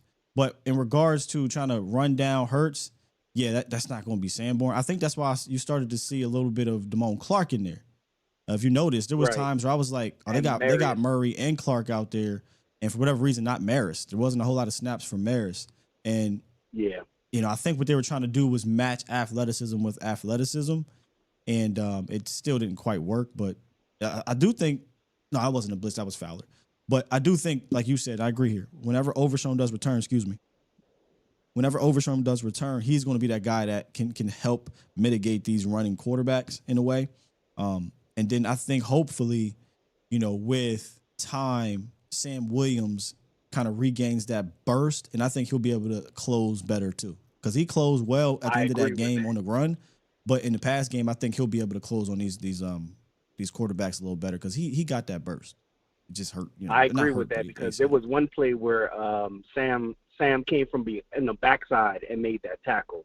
You saw a little bit of burst in that, but I tell you this, with that 5-man front, that bear front, when they brought the corners down and the safeties down, that's where we actually really got him, because we were able to close the outside and funnel him back into the middle where the rush was at. But before I let you go, Solomon Thomas did do a pretty good formidable job playing that D tackle. Yeah.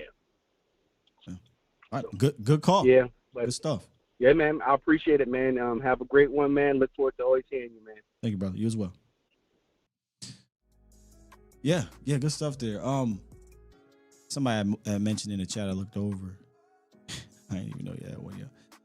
Said, why do we have to always rely on one person? That's fair. This is why I said, to me, again, I'm overreacting probably with this. I look at this game and I feel encouraged enough to want to make a move. Is that jumping the gun a little bit? Like, let me know. Again, y'all, look, I speak confidently about things. It's one thing I learned doing this in this industry. I tell people whenever they get into this, be confident in what you're saying. Be confident with it. There's a Biggie verse. I might still have it. I probably took it out. Even when I'm wrong, I'll get my point across. Now, have the humility and ability to be like, hey, dog, I was wrong. My bad. I went back and looked. I'm wrong on that. I'll be wrong. Right? It happens. But I do think that when Demo returns, he could be a guy. But right now, based off of what I saw, I'll be encouraged enough to try to make a move. It might not have to be week 1. Maybe it ain't till that's pretty late trade deadline. But it's like, boy, we kind of a dynamic rusher away. Trolling aside, I'm being dead ass serious.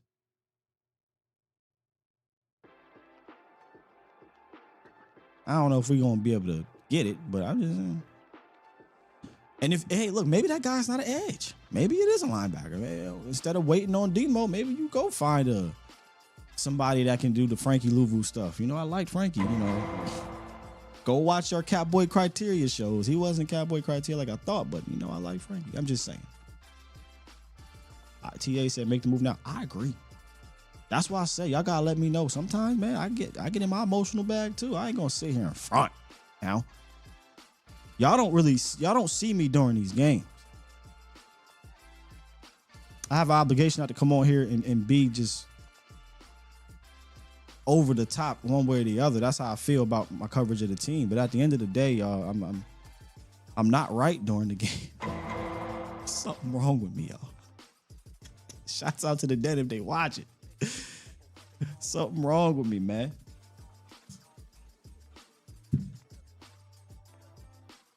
Like, to the point I have to, wherever I go, because I'm not a big fan of watching the games in like sports bars. That sounds very contradicting to what I do professionally, because I had to be in all these sports bars.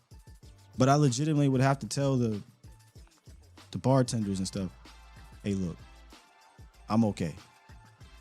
Don't call security. I'm fine. He's fine. Just might get a little loud. I remember at Texas Live. You know, Texas Live got the cheerleaders. They all come over. I think I told this story before, but there's a lot of new people. Never told on this channel. I don't know what game it was. It might have been the Thanksgiving game against the Raiders. And they come over, and Texas Live trying to get shots, right? They're trying to get these B-roll shots. And everybody, hey, you know, just do your thing. I'm not paying them no mind, but the cheerleaders come over. And the cheerleaders is waving the pom-poms and trying to talk to me and Jesse. The game is on. Cheerleaders here, TV's behind the cheerleaders. I'm like, something happened. Let's go, something crazy. 2 cheerleaders jumped the hell back and screamed. I'm like, I'm so sorry. I apologize, but we watching the game. Why would you be watching the game? I don't give a about none of this pom-pom B-roll stuff right now. This is the only time I got to sit here and let it all out before I gotta get on this camera. Scared the shit out them cheerleaders, man. You could see it all in their face. They probably thought I was crazy. I don't care about none of that.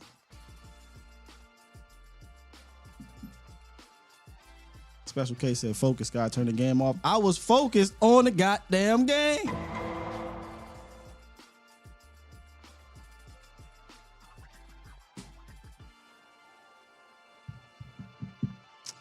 East Coast Dwight, what's up? We going overtime today, huh? What's up? Hey, what's up, Sky? It's East Coast. What's up with you, man? What's going on, East Coast? Man, I'm kind of in a two-way zone here.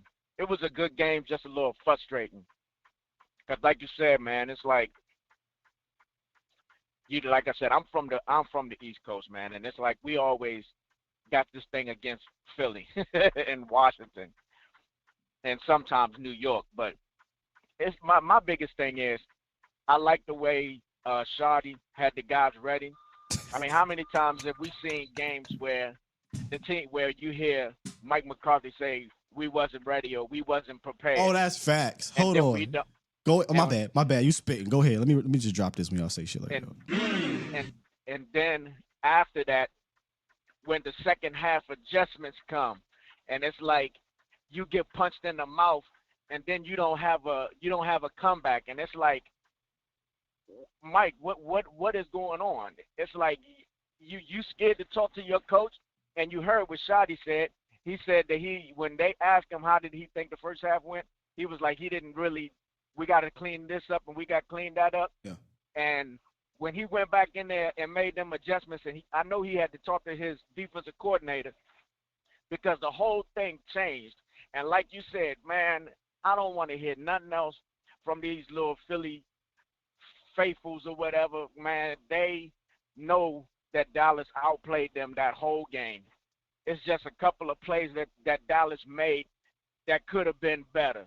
Like we said, everybody know the drops from CD Lamb, and then that one that Dak had Fergie wide open and he hit dude in the back. If he had to threw it up a little bit higher, man, I think that was a touchdown. Because you seen Ferguson trying to reach over the dude's shoulder and pull it up, but he was going backwards. The first seam shot. You talking about that first seam shot? Yeah. Oh yeah, he definitely underthrew that there. That's a rare miss between him and Ferg. But you can tell it didn't deter them because he went right back to it. He went right back to that thing. But yeah, if he puts that up and lets Ferg go, that's a touchdown. Yeah, I think. Exactly. And then that one where he dropped it or whatever, and he got the personal foul, and you see Dak go right over there and grab him on his helmet and hug him up and let him know, hey, it's on, hey, you good. And Fergie was like, man, he feels so down, and it's like you can see it's a different feel with the boys this year, man. Just by game one, and everybody was saying how much we was gonna be blown out, and it's like, man, I got to take my hat off to Shotty, man. He had this team prepared, and they played well, and I like the second half adjustments. And like I said, once again, man, how many times have we seen second half adjustments and we don't do nothing? And then how many times have we seen it where when we get the ball, we don't start off? And Dak said it first. He said, man, we got to start off fast. And what did they do? 14 straight points in the first quarter. So that right there was promising. That right there goes to let me know that they was on point. And then the other thing, and I'm out of here, Scott, is the fact that we're not going to see a whole bunch of Jalen Hurts and the next go around until we see Philly again. But I look at it like this: Philly better have they better strap up, because when they come to Texas, it's going to be a whole different ball game. Because I think by that time we should have some more people coming in. We should have some more resources and stuff. And I think we need to put Learfowl out there and let him do the scheming or whatever and watching out for Hurts. Because you saw the whole game, they were so spread. He was trying to spread you out. And it's like we needed one or two people to spy on Hurts, because that was the whole game, the game right there. Mm. He made that one big play to, I think, Dodson or Donnan or whatever his name is, over Elam. That one big play was the only thing that I really seen. Anything else, Hurts wasn't doing nothing but running the ball. Indeed, brother. You ain't lying. He didn't look sharp to me, but he didn't exactly. He didn't look. That's what I say, man. Everybody and somebody else, and my cousin, I think it might have been my son. He was asking me about what did I think, or who's better, Hurts or Dak. And I was like, man, Dak by far. I said the only thing Hurts got over Dak is his mobility. I said he's a better scrambler and stuff like that. I said, but Dak, he don't blink when that rush comes. How many times we seen Hurts, when you blitzed him, what'd he do? He put his head down and he's spinning around looking like he was a rat caught in one of them rat mazes or whatever, trying to figure out which way to go. That's facts. And he ain't know which way to throw the ball. He looking around and holding his head down and looking around. And I think if we had to did that like not the starting of the third quarter, but if we had to did that like going to the end of the second half, I think we would have been a little bit better and getting him off of that spot. Yeah, they started to heat him up, man. Hey, good stuff. Good call. Appreciate you calling in, brother. All right, man. Have a good one, man. God bless you, man. Keep doing a good job, man. Thank you. You as well. All right. Y'all be so close. Be so close. That was almost perfect. But yeah, I hate when, I stopped doing the Jalen Hurts, Dak Prescott debate stuff because I think they are who they are. I think it's very obvious. Dak Prescott's better at quarterbacking, but Jalen Hurts is better at some of the other things that's not just quarterbacking. And then let's just be real. In those bigger moments, Jalen Hurts has made plays where Dak has not made those plays in the playoffs. So I'm not even gonna. There's nothing to argue about. But yesterday, Dak Prescott was the better quarterback in my opinion.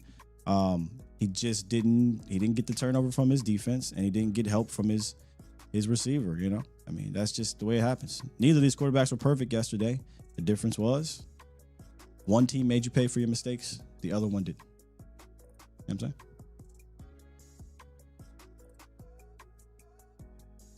Man, we out here in these streets. D. Sean, what's up? Y'all calling in today. What man. up, bro? Appreciate Oh y'all. my gosh, my voice is gone. I'm sorry. So, all right, here's some notes. So, for one, Jalen Carter, we gonna see you again. That's all I'm gonna know. We gonna see you again. That's whack, man. We gonna see you again.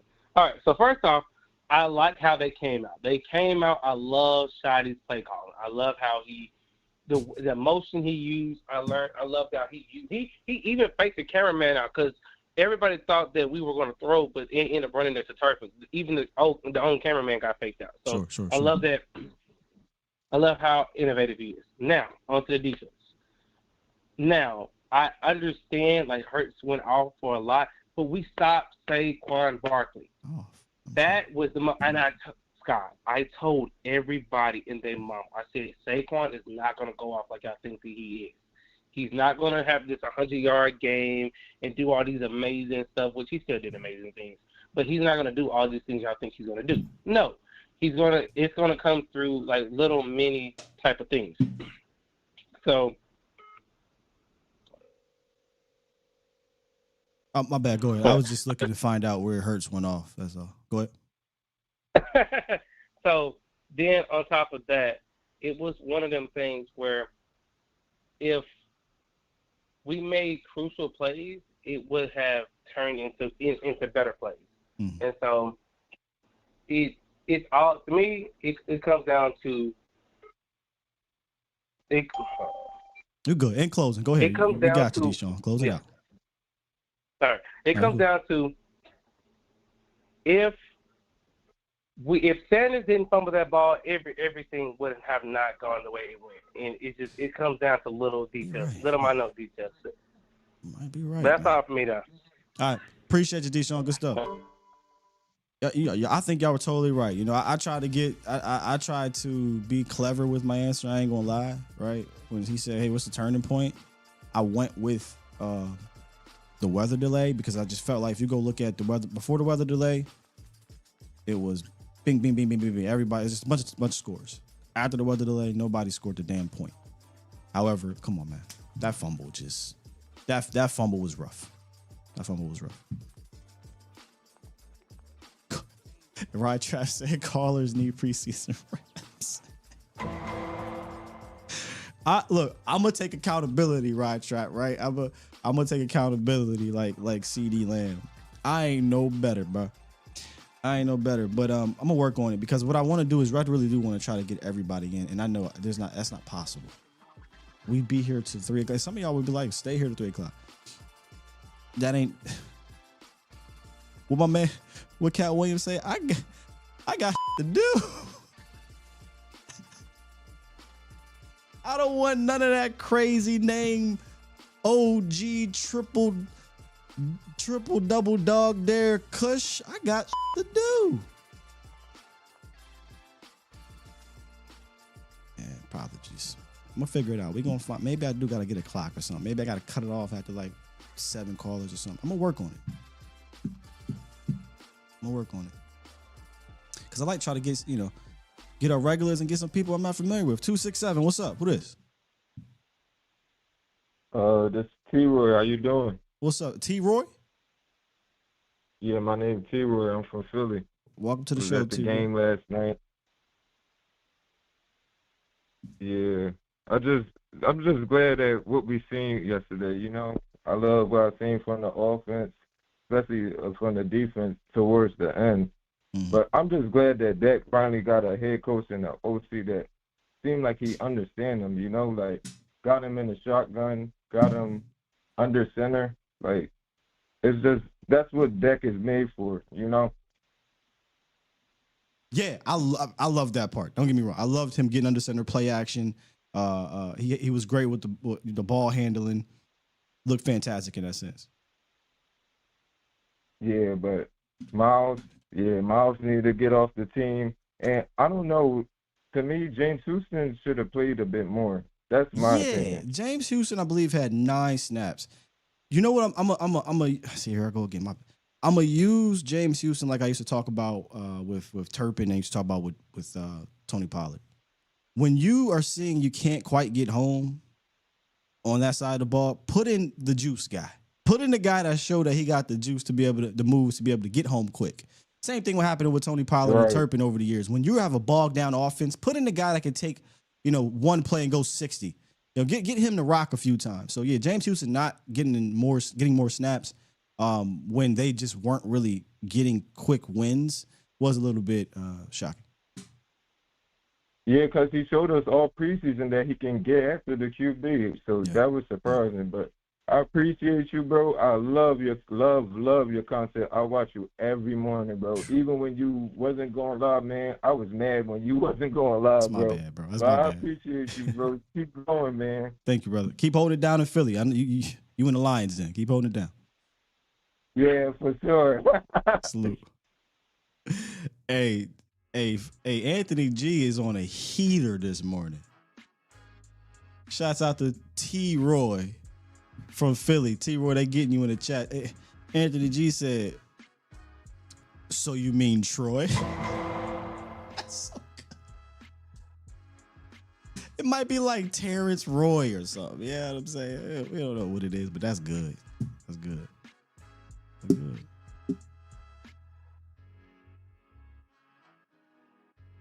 I'm just pressing buttons now. 469, what's on your mind? What's up? What's going on, Scott? What's happening? Oh man, this is pretty dope. Finally getting to talk with you, man. Congrats on your success, brother. Thank you. And too. I love catching you guys. I'll keep it quick since I know you got a lot of callers. Dude, just wanted to say, super excited for the season, man. I think they had a great showing. My only thing or question to you, Shotty preached about physicality. Mm-hmm. And I don't know. I know Tolbert didn't play a lot of plays, man, but watching Tolbert last night, I'm like, we gotta put somebody else in, man. He just looks like he's not engaged. Like everybody else is giving 110 on every play. Say what you want to say about CD drops or whatever. You know he's playing hard, man. But Tolbert just there. Didn't look like he was fast on special teams when he got the opportunity to do something. I mean, I can't just say what you're going to say about CDs. I'm not going to do that. I'm not going to just say what you want to say about CD's drops, but Tolbert's 5 plays. Like, nah, we ain't going to do that. Like, we can call out Tolbert. Yeah, we ain't going to diminish. But we're not going to do it while diminishing the importance of CD's drops is what I'm getting at. That's all. For sure. In the grand totality, Tolbert's stuff doesn't matter. It's just, I've been wanting to see my guy Flournoy or somebody get an opportunity because I feel like it's the little things, man, that matter with a guy like James Houston and just putting guys out there that actually have juice and that are going to produce something for you. And I'm going to touch on that for you. That's all, man. Yeah, appreciate it. Good stuff. That's all. Appreciate you. Hey, let's stay there because y'all know me. I ain't going to lie. Y'all can blame me if y'all want. I thought Tolbert, him on the roster in the room is fine, right? I thought he got outplayed to be, in the hierarchy of it, but I ain't gonna lie, that was not a good outing. I haven't even watched the film, but without it, it wasn't a good outing. So if I'm gonna sit here and say, man, we gotta do something about Rush, we gotta do something about Miles, why don't we do something about Tolbert in the sense of, okay, next game? I ain't waiting. I'm trying to win. Flo, let's see what you got. And look, I know y'all been wanting this. Fair. But what I'm saying is, let's not wait. You get what I mean? Let's not wait. If we don't like what you saw on tape, they're going to go in there and see it.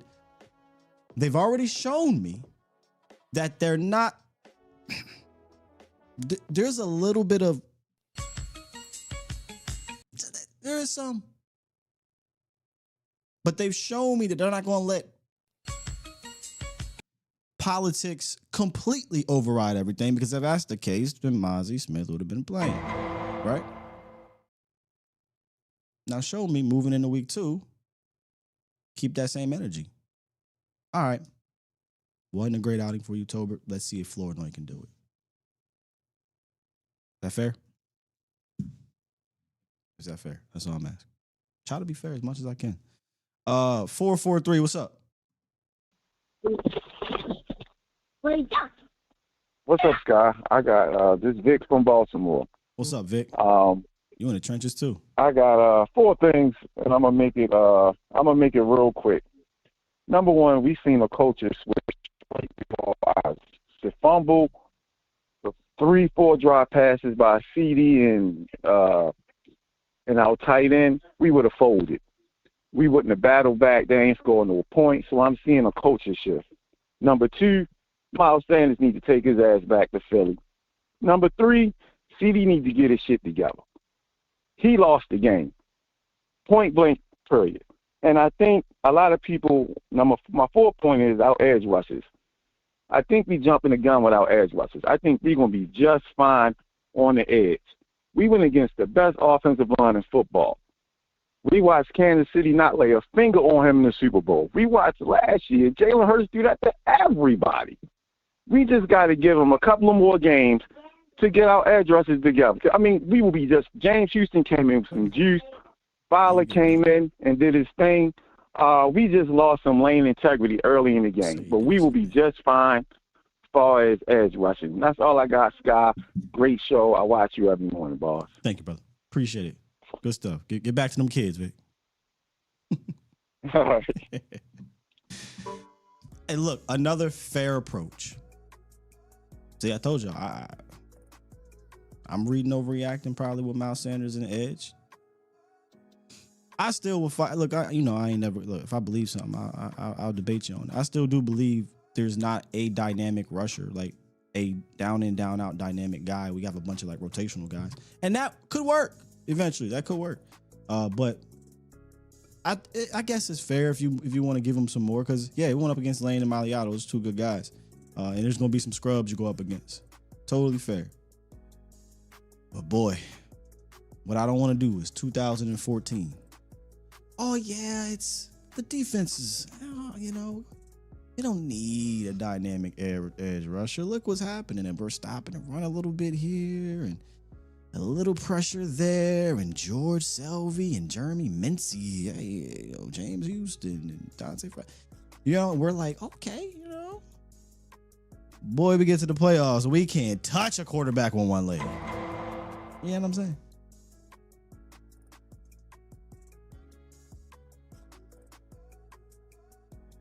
That's all I'm saying. Go get me a dog. Go get me a dynamo, a dynamic dude to make defenses say. I could be being unreasonable, thinking that's gonna happen right now. But shit, the Packers did it the week before this. I'm just playing. We are trying to help you, man. JR, what's up, JR?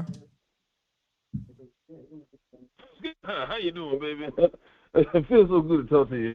Tell me love, motherfucking love, Scott. I'm hurt, Scott. I ain't scared of you, I'm sick. I'm hurt.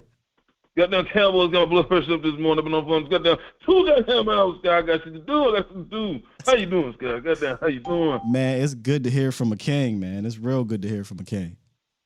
You know what I'm saying? Goddamn, Scott. I'm gonna tell you later. I wear my heart on my sleeve. I wear my heart on my sleeve. Somebody do something to me, hurt my soul. It hurt my soul. I can't just sit there. I gotta let them know. See, I couldn't be there. If that was me, it wouldn't have been no goddamn game. It wouldn't have been no game. All they would have been talking about, no, wouldn't have been no catch, wouldn't have been no. They were talking about Dak Prescott then rip the lip off another human being. They would have shamed with that man's face. Shame with him, spit on me. He got to spit on me. We got a problem. He got a problem. You know what I'm saying? Wouldn't have been that there. Jerry, I don't know how you do it. See, you can't do nothing with me. You can't do nothing with me, and I don't feel it. You don't say nothing. I don't say nothing. You see, I look at my Jerry. I'm in the skybox. I look at how much I'm paying to you and catch that ball. He won't drop that ball like that. Oh, no, if it was me. I would have been down there. First elevator smoking, I would have been on the field. I would have been from the locker room right when they walked in there. I would have had a belt. I thought, Everyone Louis Dre. Everyone was Dre that would look like got a hit. Everyone was like, oh, that wasn't, I'm not seeing you. Look like him, goddamn. Get in that locker room. I would have had a whole hand. I would have had Dre collected. I would have had my hand in my pocket. I would have had a hand in my pocket. I swear to God. I swear for Lord. I would have. See, I can't do it. I can't do it. My blood pressure high. I'm I see, I messed up my medicine. Now I got too much going on. I got too much pressure down here, but my wife at work. I ain't got nobody to help me. I got too much pressure down here. My wife ain't here to help me. But I'm faithful man, Scott. I'm ball squad, I'm a faithful man. I'm faithful, I don't do nothing. But I got too much pressure. I got too much pressure down here. She listening. I'm faithful. She listening. Now, long time ago. Long time ago. That's all I got to say. So, I love, but last I'm gonna say that shot of him. Goddamn, I love me a white man to call a good game. I love me a white man to call a good goddamn game. See, if it was us, we would have had that James, pan sagging, goddamn eating seeds, sunflower seeds, spitting. Ain't got no game plan. We call one play. We know one goddamn play. We don't know no. You know what I'm saying? Hey. Shotty, he goes, hey, we're going to have to call him BBL Shotty. Because he coached his ass off in that goddamn game. Left on the sideline, Philadelphia. He ain't got nothing left for week 2. Shout it out like God, I love you, baby. Y'all hit that goddamn like button. We goddamn in here. It's unleashed, baby. That's all I got. Let's go, JR. Fam, that was your best impression yet. Wow. That was fantastic, bro. That was fantastic. He said, I love me a white man that can call a good goddamn game. Hey, JR, he said, with the milk and cookies. Him downstairs.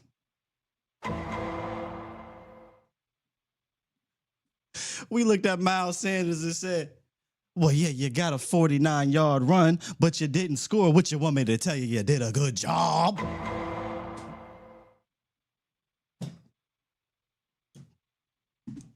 out of here, Miles Sanders. Oh, that was good, man. I might have to clip that. Oh, did it go away? Are we gone? We still here, bro? Oh, I hope we still here. That was too good to be leaving. Hold on, let me see. To activate. Are we still live? Okay, we still live. All right, bet. Boy, they trying to get me. I might have to end it on that. You know what? Nah, I just saw bro, and then we gonna end this. I think this is Twan. This my boy Twan? Yo. What's good? This brother Twan, right? Yeah, man. What's going on? What's happening? I ain't heard from you in the call on call. We talk behind scenes, but on call in a minute. How you doing? Man, good, man. I come in there kind of late.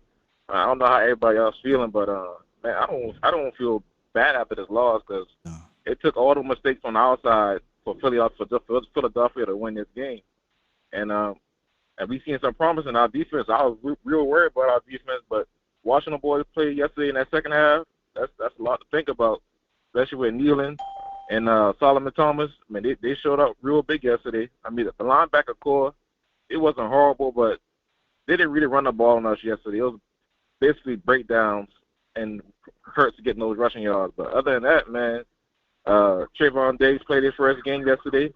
He didn't get injured. He didn't look lost.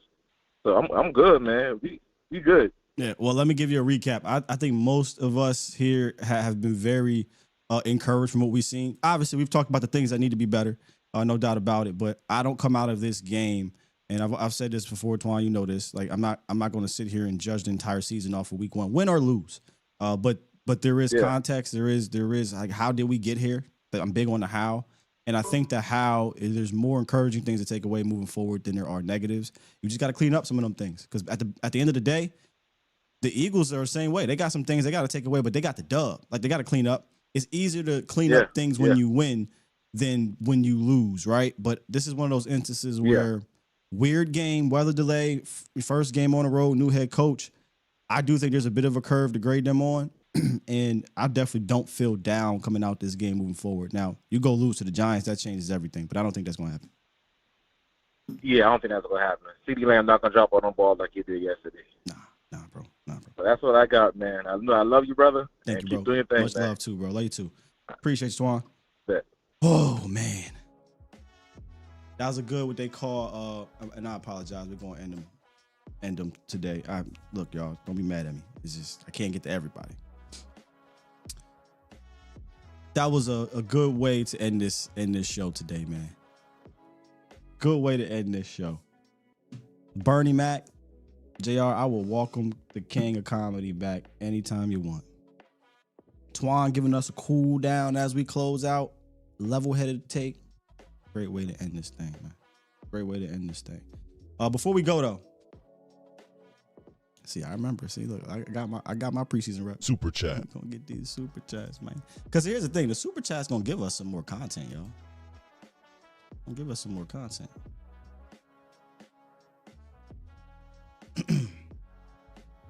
You know, never mind. I'm talking out loud. I might start structuring this thing like a 3-hour radio show, but that's a whole nother discussion. Whole nother discussion. Shouts out to B Bird. He dropped 2 and said, "Getting here late. What up, Sky?" Hey, B Bird, you missed a good one, man. This was a good one. Good calls, good chat, good fun. I think we broke this one down pretty good. Without seeing the film, right? Like, I'm gonna watch the tape when I'm done here and then be back with y'all Monday. But yeah, it's a good one, bro. John Phillips dropped 2 and said, "Cowboys Nation, we are fine. Just trust the process." And y'all know, if you've been here for me for years, I'm not the everything is fine guy. I'm not. I try to call it for what it is, give context for what I see. And sometimes I'm wrong with that. But this isn't even a everything is fine type situation. It's just that, man, I've seen a lot of things that they can take to next week, continuing to do good things and win in that manner. But then there's things that you got to clean up that aren't egregious, right? Like, man, that's not fixable. Like drops, he's not going to drop the ball like that. Fumbles, you can fix that by not playing the goddamn guy.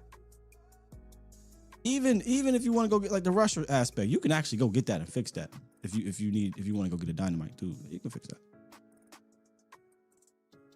Lord Nova dropped 2. Super chat. He said, "Cut Sanders expeditiously." Yes. I'm gonna let y'all overreact. Y'all gotta let me overreact sometimes. Super chat. Angie Rebel, appreciate you. She dropped 5. She said, "Sky, is it still a no for the O-line being called the..." Angie. Is it still a no for the O-line being called the meaty push? Asking for the nation. Emphatically, no. Vach, what did you call it? The Great, what was it? The American Great Wall or something like that? The Mall of America, that's what it was. Mall of America. There's Marlon. Can't wait to go watch the film. Big A said, "Was she asking for me?" Yeah, Angie, you know you asking for you, Angie. Don't be trying to asking for the nation. Is she asking for y'all? Is she asking for this to be called the meaty push for y'all? Hell no. Thank you, Angie. Super chat. Quentin Warner dropped 5. He said, "Last 2 offensive drives was bothersome because I wanted Dak to come off CD and use Turpin and Pickens." I'm sorry. I'm going to be on the other side of that, Quentin. I can't be bothered by dropping buckets. I mean, he put them in the bucket and you just dropped the rock, man. The bothersome part was the drops, man. The bothersome part was the drops to me. Thank you for the $5 super chat. Super chat. Grande Poppy said, "Be positive about this defense. Every team doesn't have Philly's O-line and every QB ain't hurting like Hurts." Yeah, I don't think you can walk away from this game being down on the defense. The start, sure, but they adjusted. Remember, how many times have we went into games like, man, no adjustments, or come out of games, no adjustments? They adjusted and did fine. Yeah, you shouldn't be down on really any aspect, on any unit in totality. There's things to clean up. There was a tale of 2 halves, though. 3. Super chat. JR dropped 20 and said, "I almost won my son back." I love JR. I almost won my son back last night. He was watching tumbling videos with his mom, and then he heard, "Here we go." And man, had CD caught that one last night, I'd be a proud dad again. Damn it. For y'all that don't know, when we traded Michael Parsons, it drove JR's son to do gymnastics, man. He's been fighting ever since, so to get his son back. Hey, Miss Angie said, forget that 5. We're going to drop a dub. So she dropped 20 and said, put this in your collection plate, big dog. Thank you. Thank you. Below the Heavens, Super chat. Dropped 2 and said, they abandoned the run when Javonte was producing. Or did they abandon Javonte? I think they abandoned Javonte after that Miles Sanders run. Go back and see this. See, I don't know. I came out of this. I just wasn't discouraged with the sequence and the play call. I'm gonna go back and watch, but I don't know, y'all. Something feel different. By the way, y'all said, shouts out to TA Cowboys. He said, Sky, that pro standard hoodie. A lot of people ask me about this hoodie. This is my favorite one. Like, I swear to God, I wear this every day. Like, I love this. I will wear this every day on stream. I love this, but I'm not. I've said this to y'all a lot. I got this from Fanatics last season or the 23 season. I think it might have been 23. But I got this from Fanatics a while ago. So that's where you're going to go. I'm not a big fan of the Fanatics wrestling tees because I got a lot of wrestling tees. But the hoodies are amazing. David J. Make sure we still want to fan. Yep. Super chat. David J dropped 5 and said, let's see how this run defense looks against teams that don't have a player named Saquon.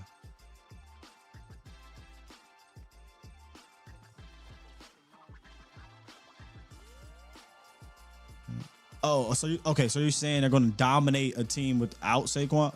Basically, you're giving them a hat tip, right? I think that's what we're getting at. Because Saquon didn't do anything really. So, yeah, I mean, shoot, if you can stifle this run game with Saquon, yeah, you're right. Imagine what you can do against Tracy next week. Scattable. Yeah. Lexington dropped 5. They may trade Mozzie. I will 100% be looking on the horns to try to get some compensation for him, for sure. At this point, you're probably looking at anything you can get. Anything you can get. But think of it this way. According to, I think it was Bobby Belt, was like, Mozzie was already one of the last to make it on the roster, so maybe 52, 53 type, or maybe 51, 52, or 50, 51. One of those. He was one of the last to make the roster. If I had to guess, they probably were already on the horns trying to see if they can move off of him. Especially when you get Clark. Maybe there was no bites. Maybe there was no suitors. Super chat. Mal Grizz. Appreciate you, Mal. Drop 2. It said James Houston needs to be on the field more. If they're not going to go out and get that guy, right, then let's see if James Houston can give you some quick wins. I trade Mozzie for a 4K TV. Let me get text real quick before I forget. Text Rob Drop 83 said, this is for Sky Crawler. How is he doing? Stay blessed. Thank you, Text Rob. He is doing great. Enzo is growing, man. We couldn't be more happier. Just it's awesome, man. Hearing him talk and babble and things like that. He having one a little later in life really make you young again. I know new people on here like, what? Talking about you young. Kind of. But not really. Boy, I can't quite go under the tunnel as good as I did, chasing. We was at the park the other day, and I'm a very active father. Like, we wrestle. I got a blow up wrestling thing again for my buck. We were always moving, sports, all that stuff. Very active, literally in their life, but quite literally I'm active with them. And there's times where I'm like, man, I know y'all about to kill me with the age thing, but anybody that had like a little toddler later as opposed to earlier, and your body different, B. My body different, eh? Don't hit the same. Boy, I used to pop up like Shawn Michaels in The Rock. I get up now and it look like I'm in a 3-point stance, man. Pushing myself up. I'm not even, you know how they always, but hey, big folks sit down or get up. I'm still hitting the gotta stretch more. That's all it is. I just gotta stretch more, man. I think it was Cat Williams who said man, what happened to you, man? Hey, nothing big. I just took a deep breath, and all of this right here just that shit's real. That shit real. It really hit me when I went and played to the golf course. We ain't overtime. We just chatting. I went not the golf course. Oh, I'm not a golfer. I went to what's that called? Top Golf for the first time, man. I told y'all this story. I thought, oh, we just swinging the club. I mean, what? Happy going. What? And I'm getting all, oh, this feel good. Let me go ahead and step on a roach. That's what they say with baseball. And I'm just killing them. Not really, but in my mind, because I ain't never played before. Having a grand old time. Until I woke up the next morning. And I'm dead serious about this. I was so confused. I could understand why all this was sore and it was hurting. I'm like, what did I do yesterday, man? Shit, all I did was swing a golf club. I didn't go to the gym. I ain't fall. I ain't sneeze wrong. What the fuck did I do? And I think I hit up somebody. I was like, yo, man, do you get sore playing golf? And they was like, yes. I'm like, all right, bet. I had no idea you can actually get sore just swinging a golf club like that as much as we was doing at Top Golf. So I was like, damn. Yeah, brother, you ain't in your 20s no more.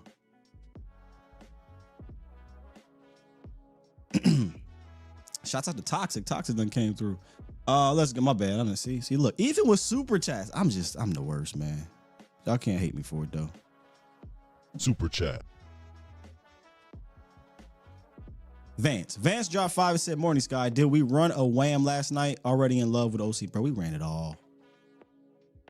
We ran it all from like a power standpoint, pull standpoint, gap standpoint. Oh, man, it was beautiful to see. Super chat. Cerebral Assassin dropped 5 and said, why Tyler Guyton out there making some folks look like he in the 5 Heartbeats movie and he big red?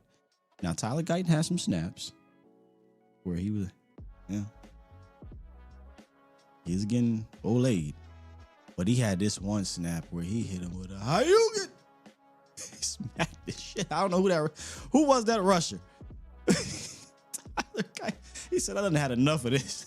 He said, bow. No penalty. I love it. I love it. David J just throwing him up in here. David J, appreciate you, man. This today's show has been sponsored by Sleeper and David J. Super chat. Dropped another 5, said, to quote, oh, this was the other day. But shouts out to you, David J. But to quote Vosh, we're going 17-0 till they prove me wrong. I didn't get to y'all supers the other day, so I'll read them. David J also dropped 10 and said, this is why I love your show, Skywalker Steel. You never fail to bring solid content and excellent football-minded guests. This show is already fire. That's when I brought Cody on. Cody Alexander, Match Quarters. And I can't wait to get him back on here. If you really want to listen to some football talk, Cody, man. Super chat. Mac G dropped 5 and said, how about them Cowboys? Super chat. Lord Nova dropped 5 that day, said, F them Eagles. And there you have it, ladies and gentlemen. Before we get out of here, like I said, today's stream is sponsored by, and all morning shows moving forward will be sponsored by our good partners over at the Sleeper app. Make sure y'all download the app, get 100% deposit match up to $100. Use the promo code STEEL. Here are my picks for this upcoming slate of games this weekend. Robinson, Flacco, McCaffrey. I got more on anytime touchdowns for Robinson and McCaffrey. I got more on 232.5 yards for Joe Flacco. Go get this bread. Thank you, Special K. Look, I know I said I was going to try to condense the shows a little bit better for like run back purposes, but I come from the radio era. I always wanted my own radio show. I think I might, and this is again overtime, I think I might retweak this thing to be more radio structured because the calls are awesome. I like talking to y'all. This might turn into 2. This might be a 2 plus on the days I'm here, y'all. I was trying to condense it to like 1 hour, 15, 30 minutes. That it seems to be impossible because we be on it, but y'all work with me. We're going to figure this thing out. All right.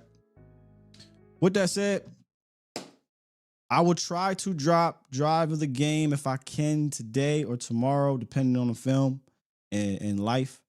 If not, I have it out to you guys at least Sunday night. Back Monday for those who don't know the schedule. Let me find it for you. There we go. Here's our schedule for this season. Monday, Wednesday, Fridays, 9:15 a.m. Eastern. We are live every morning on these days, unless there's an emergency podcast that needs to happen. And then in between, I will have the Sky to Eye show will be dropping on Tuesdays and possibly Thursdays, as well as some other content. So that is what the schedule looks like, y'all. We back. I know it was an L, and yes, I was heated about the L yesterday, but talking to y'all this morning, it feels good to be back. Can't wait to dive into the film. With that said, press this button, man. Push the goddamn button. Push the goddamn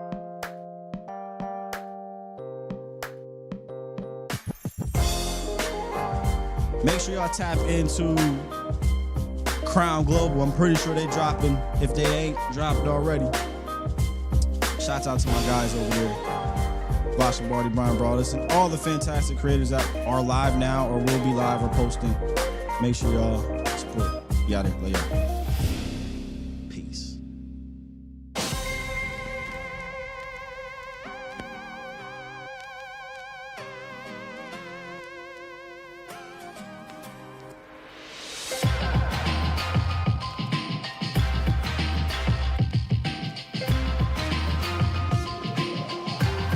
Shouts out to the day ones holding it down in the chat.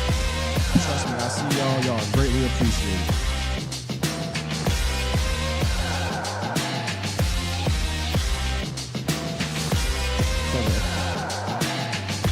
Great to have you back, brother.